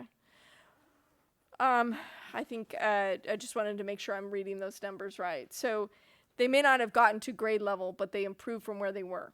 Correct. They made a growth against what their pretest were, as they showed that the academic remediation was improving their performance. And what we need to do now is do a track of how that performance then relates to what they're doing during the regular school year.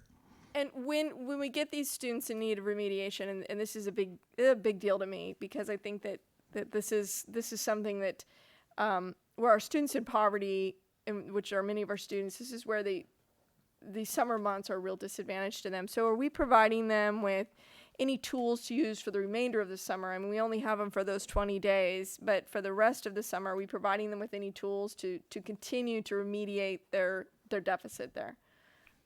Maybe on their own. That's a question I don't have an answer for you tonight. I hate to say that. That's okay. I mean, it's just something maybe as we look forward. It's a good question. I know we had a partnership, for example, with the Stanislaus County Library. That's what I was just going to say, a library card. Yeah. But, as far as specific remediation tools, I don't know that we specifically have that, but I know we had a number of them. The library came out. They gave memberships. They gave them an ability to check out books. Okay. And I don't And know Greg. if I'm on here. Yeah, I just want to. I think that's a great point, Trustee Newman. And I think, Steve, going forward, we'll be meeting to determine what we can do to not only expand what it looks like in remediation, whether or not that be an extension of days and or bigger scope, et cetera, but also in the area of enrichment as well in terms of how we can get those numbers up. And the third area I would think that we would need to look at in that is parent engagement. So these are students that have been identified as in need of remediation. They're sitting in summer school, and maybe that's an opportunity to have a further conversation on a smaller scale with a parent about what they can do to help their student reach grade level. Because these are elementary students, and before they get into junior high, where that failure becomes a pattern. Correct. So, all right, good deal. Thank you. Trustee West. Just a couple of logistics. Thank you. That's all right. So the schools alternate each year. You have one on each different sides of town, but next year for enrichment, it might be at different schools. That is correct. And part of that's also trying to make sure that we work with our facilities to not over impact the same school repeatedly. So obviously work that might need to get done could get done. And you said it's for by invitation only, and I'm assuming that's for the academic portion, students below grade level, but enrichment is also invitation only? No. The enrichment is open to all students. All students are involved in 4th and 5th grade. And I noticed that it is only for 4th and 5th. Are there plans to enlarge that program so that we can extend it to other grade levels in the future? The answer to that's yes, obviously. Okay. We would like to definitely increase what we're doing out there. Okay. I remember during the recession, summer school was either non-existent or extremely limited, and I'm so thankful that we're able to offer that now. So thank you for the good work. Okay, I get to go last. Back to that. Couple of notes. I think it was highly encouraging that we said phonics with the ELA. I think that's important. I think it's something that every time I hear that, I get excited because we're sort of getting back to how you phonetically read and write, which is a huge piece of that. We need to get you some SWAN math instead of Engage New York next year. I was expecting that comment. See? No, we went out and saw that at Hanshaw. They look good. They were. Yeah. That No, was, but I mean, the fact that we're bringing it in, you would No, obviously that was- want to look at, I what are was we doing with the impressed. summer? I want to get you some new stuff. Code.org, Hardy. I've seen him do a couple presentations. Great product, great program. Don't quit using the word remediation because all the education used higher ups, they threw it out the window so you can't tell. And I think it's important to track that so that we know where we're at. And I think that gets me down to my only question, which goes back to Christy, I believe, which is on special ed and the location. And you talked about, was it number 22, completed a course? But how many do we have? I guess the question is that gets into transportation. Special ed's a different animal. Do we have a lot of participation there? So we identify the students. It follows the same. We send ballots out. Students are able to fill those out. They go out to parents. They discuss it at IEP meetings. But then really it's about getting that information out to them. Well, where'd the number go? I lost it again. It's 28 on slide, is it 11? Credit 28 recovery? students. We had more than 28 students participating, correct? Yes, but at least we had 28 students earn credit in at least one course. Okay. That one always makes me worried because it's how do you get them there? Where are they at? What level are we at? And how does that track along? It still follows their IEP goals, so we still work to those, but they're working in areas of ELA and math. I think it was outstanding. Great job, everybody. And I think that, like I said, everything other than getting you some SWAN math looks good. Get some buses, I think. But again, I think like you said, I think it goes back to coordinating with these locations.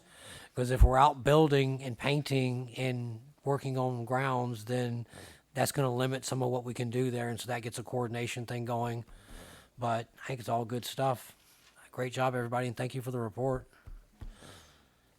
I don't see any more lights. Questions from the public? Seeing none, back to the board. Comments? Seeing none. I have too much. Oh, Trustee Marks. Go, go, go, go. So next year, when you plan for next year, when do you start that planning for? You start it now? So if you're going to add any enrichment classes, are you looking at any music classes? You know, it's a time element and stuff, but I have no Okay. problem with music or arts or anything. I was just asking that because I know that's something the public really misses that we used to do a lot more of, and maybe summer school is a good time to start maybe doing that again. But we'll see. I don't know if we have the instruments for that, nor the teachers. All right, thank you. No worries. I do my level best to be a team player up here. Okay. That gets us to B7, approval of unaudited financial statements for 2018-19. I feel like that's Mr. Zierle's neighborhood. It is. Thank you, President Walker. I will wait. There it is. So you see, my name is listed as the presenter of this report, but they're in the back.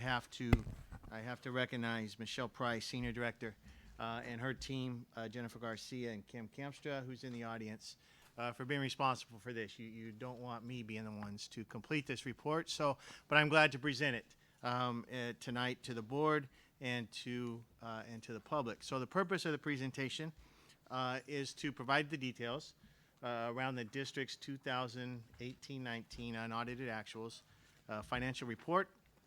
And really what we're going to talk about is the difference or variances between our estimated actuals and now our unaudited actuals. And then we also have a brief update for you for the 19-20 budget changes since adoption in June. And then we will open it up for any questions that you have. Just to start, this is a variance chart of last time we brought you what we call the estimated actuals back in June.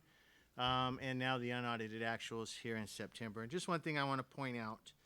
Anytime, this is the only time that I'm talking to you about something that's not a budget. I mean, we're typically talking about our numbers in the form of a budget, and a budget is our best estimate based on what we know at that time, estimates of revenues and expenditures, and current information that we have available and assumptions that we use for the budget. And here you can see that back in June, as noted in the red column, we were projecting a decrease in our ending fund balance, or what we call a deficit, $4.7 million. And just keep in mind that the closer we get to spending every dollar, or in this case, in our estimate back in June, spending more than the dollars we have, it results in now us talking about future budget reductions to rebuild our reserves or to eliminate that deficit.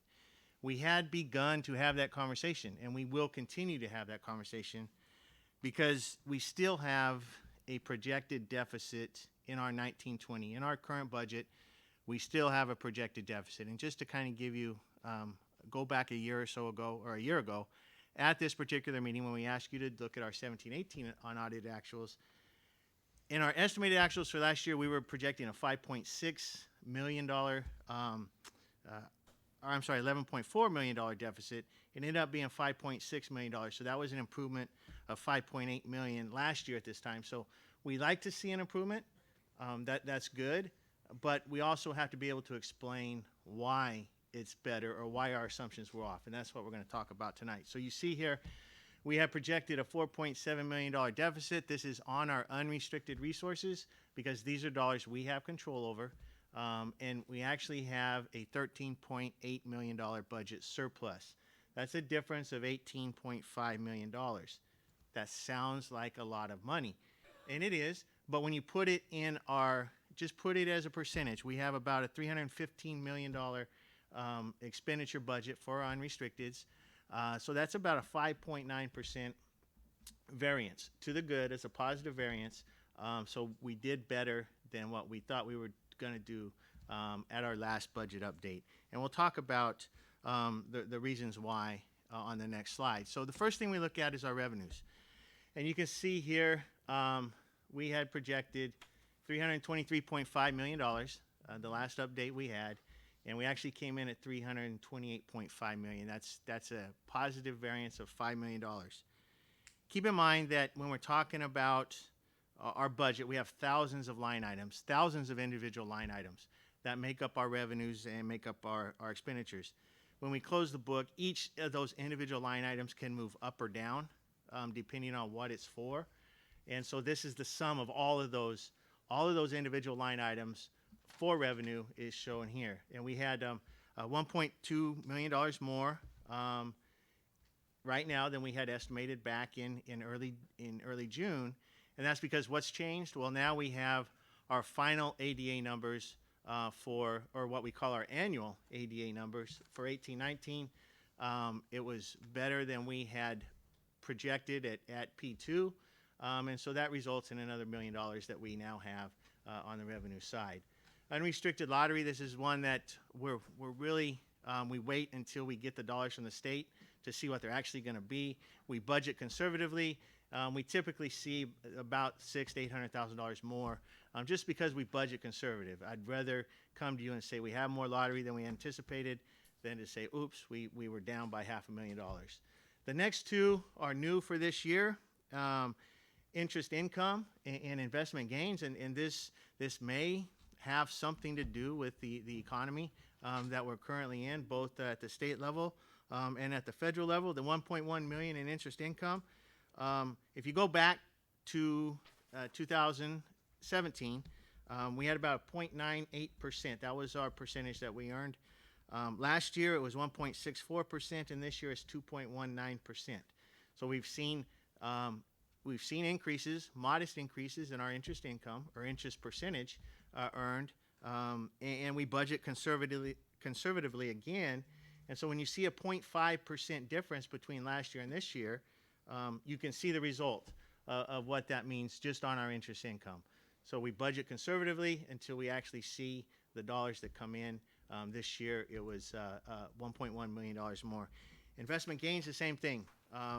There's a GASB statement, GASB 31, and it requires us to report our cash in county treasury at the fair market value.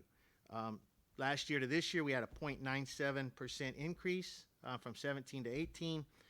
We carry about $100 million in cash in our unrestricted resources. So if you think about it, a 0.9%, that comes out to about $1 million. So that is us just recording our cash at the fair market value. It's a requirement that we have to do.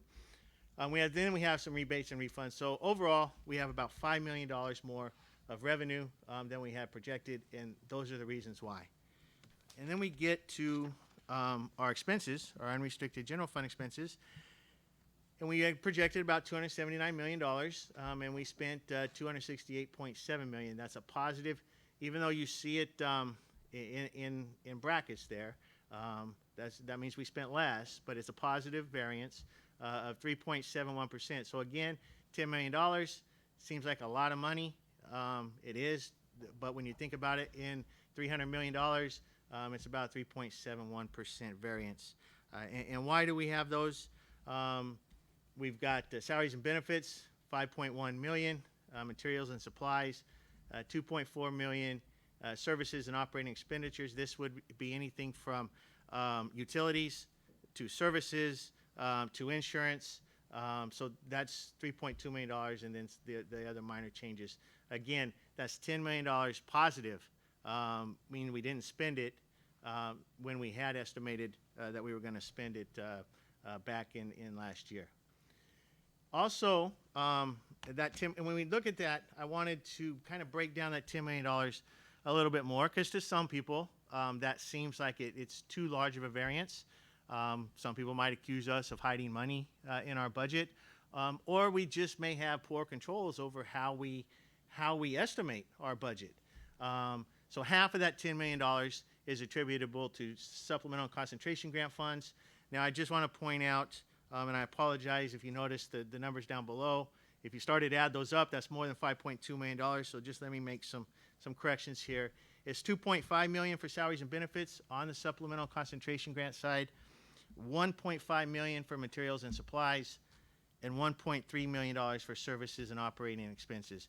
There isn't a capital outlay or another outgo variance in supplemental concentrations. So going back to that $10 million, $5 million is supplemental concentration grant funds. There could be various reasons why we don't spend these dollars. especially in salaries and benefits.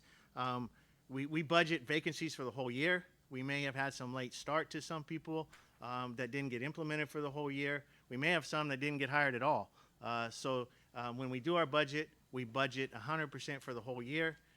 But in this particular case, $5 million of it did not spend, and it falls to our ending fund balance.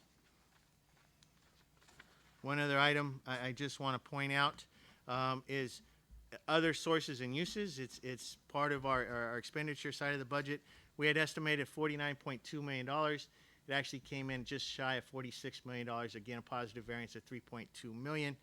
You can see the breakdown below, and I just want to recognize my colleague across from me, our Associate Superintendent of Student Support Services, which is special education.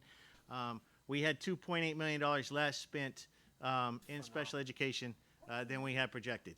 Now, one could say, well, what services did we not provide?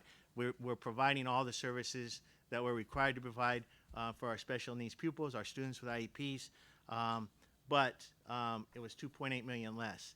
Now, when we talk about special education, we like to budget, we budget kind of aggressively here because towards the end of the year, we could get some residential placements. We could get some non-public school placements. If we get those, it eats up our budget very quickly. And not only would it take this up, but it could take it up plus some and require more of a contribution. So again, the efforts that we have fiscally in the special education department and the way we budget conservatively was an advantage this time when we closed the books, and it was $2.8 million less than what we had spent. I just want to, and we'll talk about other funds, but I want to just give a quote real quick. Many of you probably heard of Ron Bennett. He was the president of School Services of California, passed away. And he said, a budget is an estimate that will never be accurate. In fact, it will be exactly wrong, but should be approximately right. And so, you know, and that's true. I mean, if you think about it, but we need to give some thoughtful analysis. We owe it to our partners, our labor groups, to the board, to our stakeholders, to give some thoughtful analysis as to why was it different than what we said. And that was the slides beforehand. And now we look at our other funds. And again, I put this in here because we focus on the general fund for obvious reasons. That's our operating fund. But all of these other funds go to support the general fund as well. You do see some reds. I just want to go to the third line down, the cafeteria fund. That fund is not in any trouble. That is actually planned. This is a fund that operates as an enterprise fund. It's actually like a business. So it has to show a profit. For too many years, we showed a profit, too good of a profit. And now we have to, and unlike the general fund, we can't carry that forward. We have to spend those dollars. There is a plan, approved plan at the state of California for us to spend the dollars. So you will see that red for this year and probably for the next 2 or 3 years to come because we have to spend the dollars that we built up because it's such a well-functioning program. Budget changes since adoption, very minor, but we have to show this to you as part of our update, and you'll see curriculum adoptions, $6.1 million. We've got transfers in, as you know.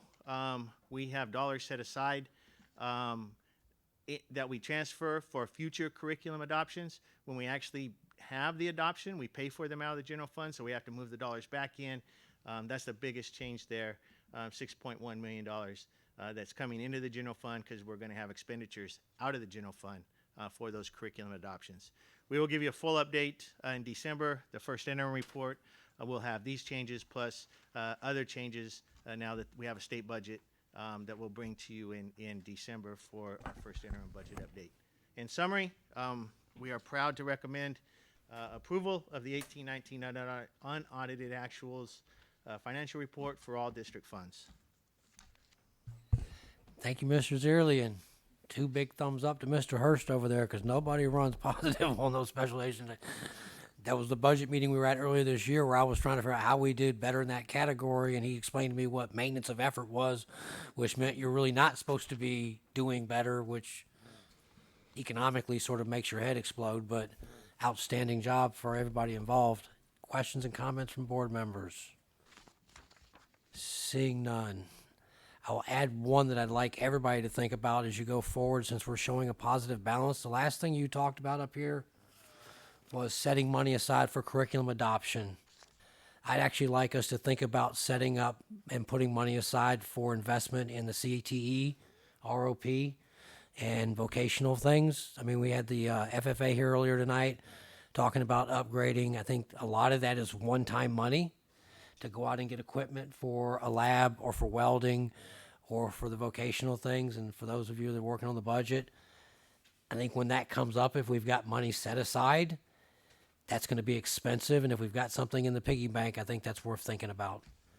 And that was sort of my only comment there, is that we prepare for the future there as well, because there's probably quite a bit to be done in that department at some point. Comments from the public? Seeing none. Back to the board for comments. Trustee Newman. I appreciate the report and the work on our staff. I'm working on this. I am going to be voting no, and not because I see anything wrong with it, but this is a 161-page document that we received as members of the board on Friday noon. And in light of the weight of the agenda, I read every page of this when we get it. I usually have questions. I couldn't get through this. So I'm not, and so I can't approve that which I haven't reviewed like I normally do. So I could either abstain or vote no.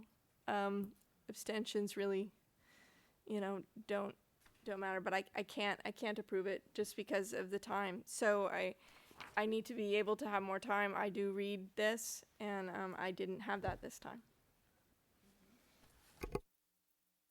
Okay. I agree it was heavy. That email went out for more than one of us. With that being said, I think we're looking for a motion to approve unactual. What is this? It's getting late. Unaudited actuals. Looking for a motion. So move Trustee West. Looking for a second. I'll second. Trustee Marks. All those in favor say aye. Aye. No. We're light one, 5-1. Thank you, Mr. Zierle. It's getting late. I'll start getting loopy here. Okay. That brings us to B8. This is a revisit, second read of what we did last month. We had to do a little bit of tweaking on this.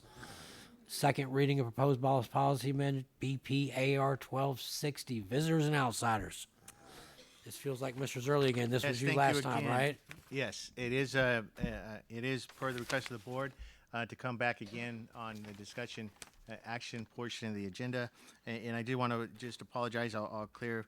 I have understood last month. We could have probably eliminated that and brought this back normally. But I'll highlight what we're doing here on BP 1250. There were two options that we could choose. There was and the board, as I understood it, the board wanted to choose the option that, if you look on the first page of that, has the line with the arrow, and any person who is not a student or staff member shall register immediately upon entering any school building or grounds when school is in session. That is at the bottom, the bottom of this page. And so that is option one.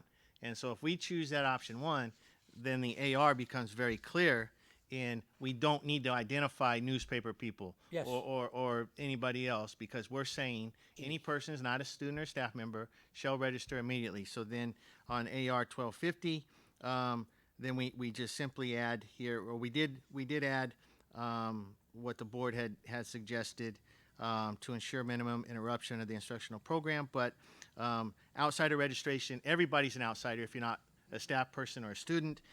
So on the AR 1250, the first page, outsiders shall register upon entering school premises during school hours.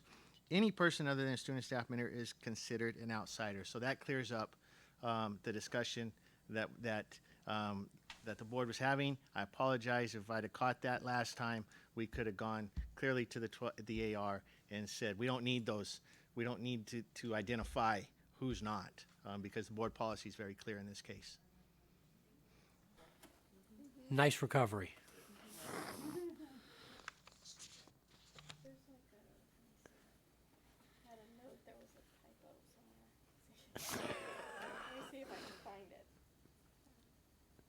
Of all the things I looked at, this wasn't one of the ones. There was like an in where it shouldn't have been. I don't really know. Typo on. No, it's an AR. It's in the AR. Okay, AR 1250C. There's an extra. The word in the end.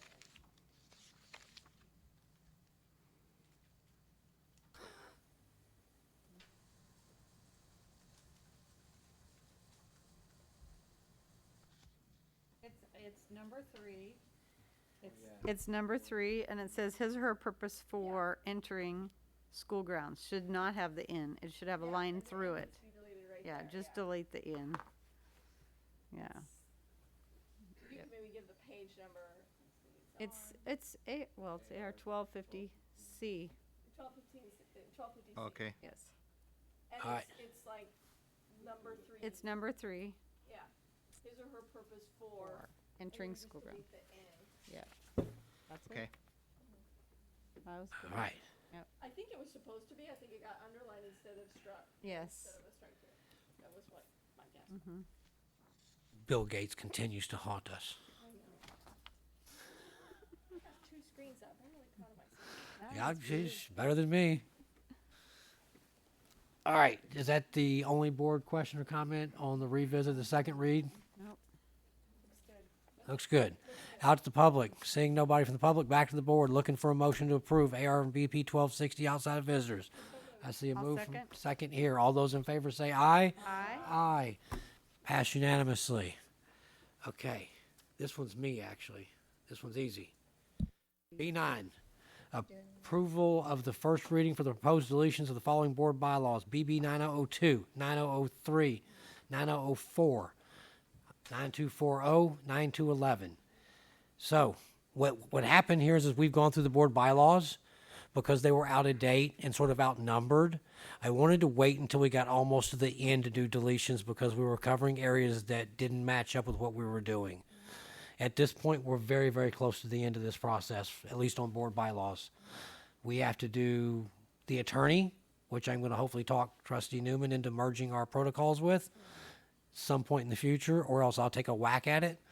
Our next special meeting in 2 weeks to deal with the president, clerk, secretary reorganization. I have 2 small ones I have to come back with. Outside of that, that entire process is complete. And so this is what I'm calling a bookkeeping resolution sort of idea. The last 2, 9240 and 9311, these were replaced by other board bylaws we passed relative to public meetings, public comments. And so what this really does is just do this last bit of cleanup before we put a period on this process. And that's what this agenda item is to go back and do the deletions. What's left after all this is done, there will be 3 that are sitting out there after the 20 election. And that's because we still have a mix of at-large and trustee area trustees. And so changing those would require us to do, well, there's one rule for you and one rule for me and one rule for you. And I prefer to touch things once, not twice. And so that's where we're at on this. This is a bookkeeping cleanup. Get rid of the old stuff. All the new stuff is in. That being said, are there any questions or comments from fellow board members? Out to the public. Seeing none, back to the board. Looking for a motion to approve first reading deletion. So moved. Looking for a second. I'll second. Trustee Irvin second. All those in favor say aye. Aye. Passes unanimously. Okay. We're moving along like we know what we're doing now. B10, approval of first reading of board policies. Nope, I did that. B10, now this is out of order. B11, We're going to B12, B13. 13. See? Approval of first reading of proposed draft of board policies in AR, BP, AR 6020 and 6171 Title I programs. Good evening. Good evening, Board President Walker, Vice President Marks, Trustee, Superintendent, and Cabinet. The purpose of my presentation this evening is the approval of the first read of board policies and administrative regulations related to pertaining to parent engagement, which are the BP and AR 620, which have been revised in compliance with ESSA requirements and aligned to the CSBA recommendations, as well as the Title I programs, BP and AR 6171, and again have been revised in compliance with ESSA and aligned to the CSBA recommendations. So I will take any questions related to these BPs and ARs. Okay. I barely touched these. AR 6020, I gave Marla some corrections because there were some merge conflicts that showed up. And I don't necessarily know we need to put them up here, but I think you have what we had, which was there was some missed strikeouts and sort of some merging and some lettering. And my assumption is that's been cleaned up at this point. It will be, yes. Thank you. Okay. On the BP 6020, I touched nothing, although I did ask and request that we take one of the ed codes at the bottom and expand it. And I didn't think it belonged in the policy, so the idea was to put it in an exhibit. And if I had it, let me look for it. It's BP 6020. It's one of the ed codes at the bottom. Let me get there.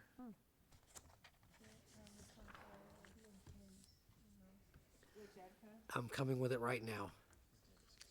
Ed code 51101.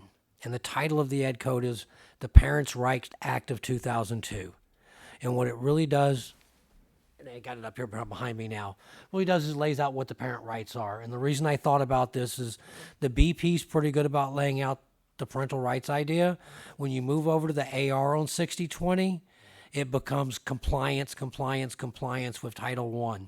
And so I didn't really feel like it was as much parental involvement as it was, are we meeting the rules and requirements of taking Title I money?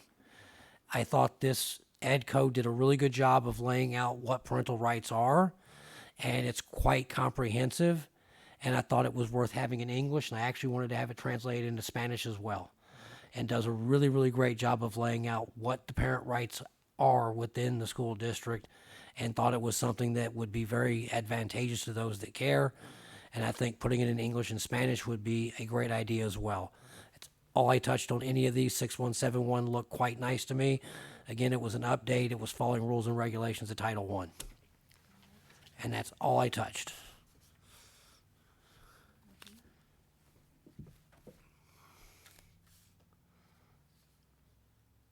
Which was not touching anything really. All I did was expand an ed code. You just added it to The additional one is just to add the ed code reference at the end. Just wanted to expand it so that Well, you no, can't so click you're on just them. saying add the ed code at the end. So we're in the red here where it says legal references. You want it to ed code what? Behind us, ed code 5, make an exhibit out of it. Oh, make an exhibit out of it. That way it doesn't get mixed up into the board policy. Right. But it's right there. It's listed. Correct, but you Why- can't see it.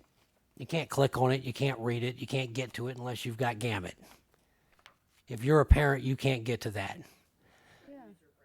Yes, that was my point. It's not user friendly. You'd have to go to legal info, Google it, pull it up, look at it, versus just making an exhibit and available to parents. This is your rights based on what the legislature said in 2002. And it's already in the policy. It's just not easily accessible. Okay. So where do we want to put it? Like so. It looks 5020E. like the- It would be just like the exhibits we've done on other policies. It'd be we don't usually put code section as just word verbatim in the policy. The policy refers to code section, but this is like actually verbatim putting it in. So I think maybe an exhibit might be a more appropriate That's what it is. mechanism. It is exhibit. Okay. Yeah, that's what he was asking Oh, for. I just missed that. I just said I put it in exhibit. I think you did. Yeah, that's exactly what I did because I originally I put it at the end of the board policy and I said this is a really bad idea. Okay. Let's just move this into an exhibit and make it Okay, accessible. So it's gonna be exhibit 6020 to Yeah. okay. That's it. Okay, that's fine. Yeah. That's all, and I again get it translated into Spanish. That's no worries. It's late. I'm tired. So is everybody. Are you ready for a motion? I have to go to the public. Okay. I don't see anybody in the public. Back to the board for comments. Seeing none, looking for a motion. I make a motion So that we moved. approve the AR 6020 and BP 6020 as is with, you didn't make any edits, right? to that? I touched nothing but added an exhibit. As is with addition of an exhibit that will be 51101. Yep. The ed code. Looking for a second. And we had Trustee Irvin. Oh, did you have changes in the AR? well, Okay, you with your motioned- changes that are just minor. They were just kind They of were merging. formatting. Formatting. Okay. I think it just got in the merge. I picked it up when I was reading it, that the ordering and the da-da-da-da, because it was an existing policy with an old policy. So, yes. Is it, okay, but it's not changed. It wasn't necessarily, it wasn't a substantive change. Or was it? But it was a change from what it was in the agenda. Okay. I just caught it going line by line because I was trying to see if I could not be able to see by the end of the evening, staring at a computer screen. All right, I trust you, John. So, trust me, that took So me, with it took those me hours to edits do. That are, okay. So, Then with the change to the AR, We just need a second. a second, I'll second it. okay? Trustee Irvin, Trustee Marks first. Trustee Irvin gave a second. All those in favor say aye. Aye. Passes unanimously. Now, if I can find this thing again. Okay, now. I just Where want am to I make a comment. I really appreciated this one a lot for the parental involvement. I thought that it was very well written, and it like brought parents in and said, come help us, we want you. I was like, wow, this is impressive. Thank you. And we're working with the school sites as well with their Yeah. parent policies and compacts as well with all of our schools. It was great. Adding more detail there too to make it more inclusive of parents, guardians, and families. Yeah. That was a big part of the language change. And we know students do better when their parents are involved, so I thought that was really great. Yeah. No, it's part of a, I think I mentioned it, Superintendent Noguchi. It's part of 3 policies. There's one left, but you do parental involvement, parental notifications, the one we passed last year, and those are the 3 big components that get into the policy area of parents, and I think when you put all 3 of them together, it's an amazing package. That gets us to B14, right? Excuse First me. reading of proposed draft of BP and AR. We had AR and BP 6171 as well for Title I programs. We just did that, didn't we? I think we took the vote. I thought we did it all. Oh, the vote was on both? All of them, Excuse it's me for the then. entire agenda item. Okay, thank you. That gets us to B14. Now, there was somebody here earlier tonight complaining about you for a complaint. They should have hung around. Approval of first reading of BP and AR 1312-3, uniform complaint procedures. I'm assuming these are fairly minor because we updated this in 2016. So this is just, I would guess, bringing it up to code. That is correct, sir. Good evening, Board President Walker, trustees, Dr. Noguchi, and members of Cabinet. My name is Stephen Beauchesne. I'm the Supervisor of Compliance in the Human Resources Office. I present to you tonight for a first reading proposed updates to BP and AR 1312.3 regarding uniform complaint procedures, which was one of the BPs and ARs that was recommended for updating during the audit. At this time, if you have any questions or concerns, I'm ready to address them. I had nothing here because we've already updated this one. This one's like the 6th time we voted on it, Correct. We right? did this one 2 years ago right after I got on the board, and it had not been updated in a very long time.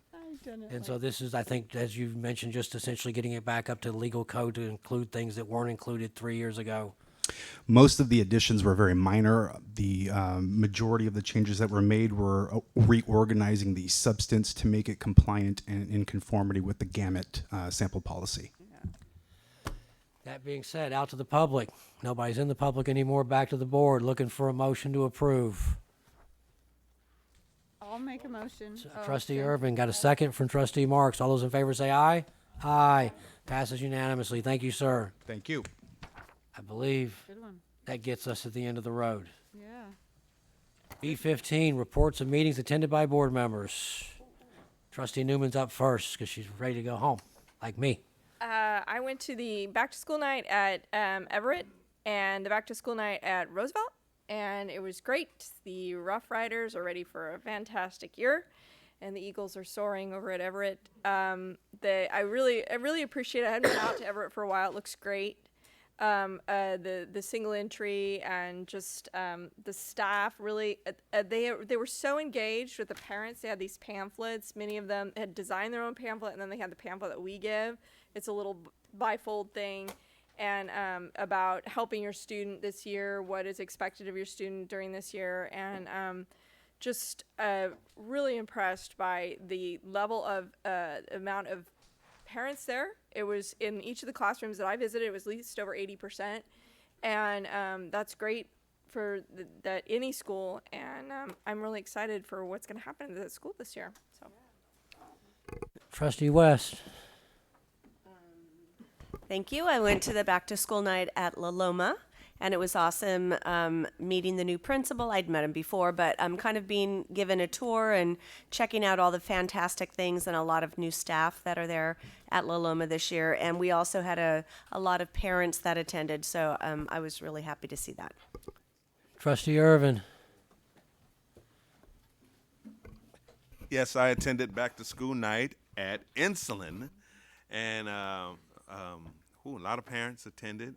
I was very impressed with their new computer lab, all brand new computers, and I was like, wow, a huge lab over there. So some amazing things they got planned for those computers over there, including coding in the after school and the enrichment program, and all sorts of things happening over there at Insulin. But got a chance to go to every class there while I was there that evening, and so met all the teachers and staff there. So cool. Also, got a chance to go to the Service Academy orientation at Bayer High School. Associate Superintendent Goudot was there as well, and very informative, and we got some aspiring Service Academy potential. All of them was represented except for the Coast Guard. So I'll leave the Coast Guard alone. But really enjoyed the presentation. Congressman Josh Harder was there along with his staff members, and so it was I thought very well attended there at Bayer High School. So yeah, good deal. Trustee Lopez. I had a math-filled couple of days, so I was at the back-to-school night for Hanshaw, and we visited a couple of classrooms with Dr. Noguchi and President Walker. The following day, we did a tour, or we sat in a professional development right under Swan Math at Bret Hart, and we got to see it actually being practiced on second graders, right? Yeah, second graders, which was awesome. 3 is 5. Yes. That's cute. If 2 plus 3 is 5, that means that 3 plus 2 is 5. So it was great. Trustee Marks. And I'll come back to you again, Trustee Irvin. Okay. I visited Marshall and Franklin on the back to school night. And interestingly, I asked one of the principals, what if the community could do anything for this school, what do you need the most? You will be surprised what he said.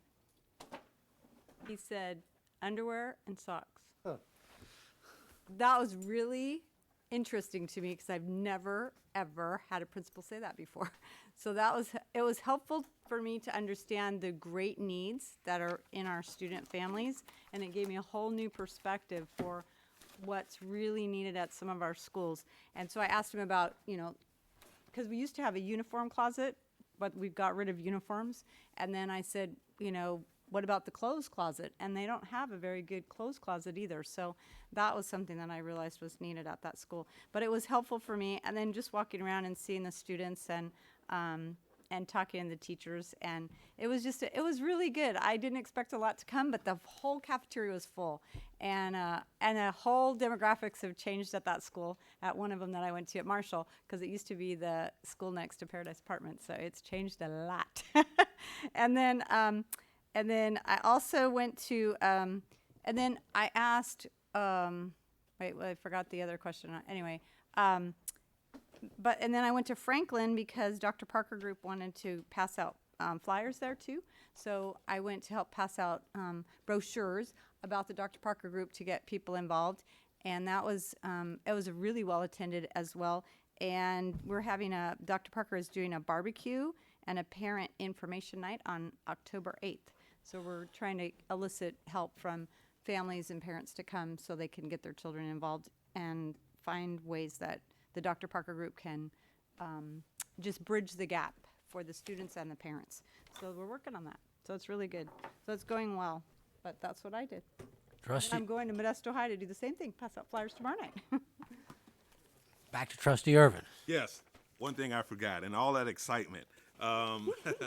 We are slated to get, one of my pet projects was when I interviewed over there for about the school board. Yeah, I being on the remember. school board was Yep. the JROTC. I know, that was awesome. And with the assistance of our superintendent and the staff here, I tried, when I was with the district, at the district office, tried pushing for JROTC, and it fell on deaf ears. Back when Jeff Albritton got appointed to Grigori, he was like, that's an uphill battle in this district.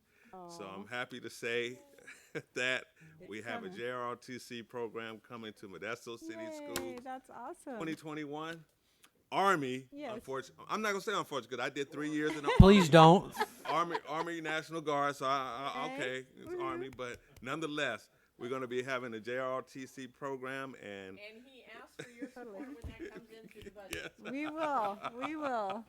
Yes. We have two yes. vets. You have two vets up here. We better Yes. support this. Should- I can always say Shouldn't be a problem, given that I was a former command sergeant major in JROTC, 3 years on a military base in Frankfurt, Germany. Oh, wow. So yes, always been on board. I think it's a great program. I mean, I got a lot out of it. Plus, it let me get out of a bunch of other classes, but I probably shouldn't say that out loud.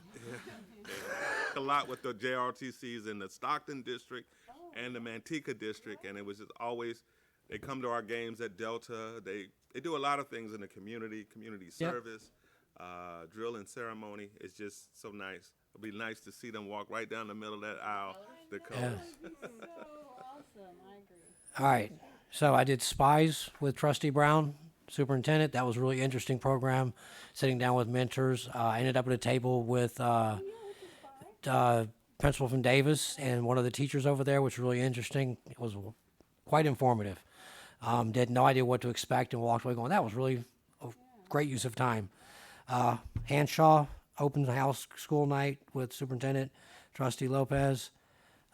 Education Foundation dinner with Trustee Lopez, superintendent, the other night.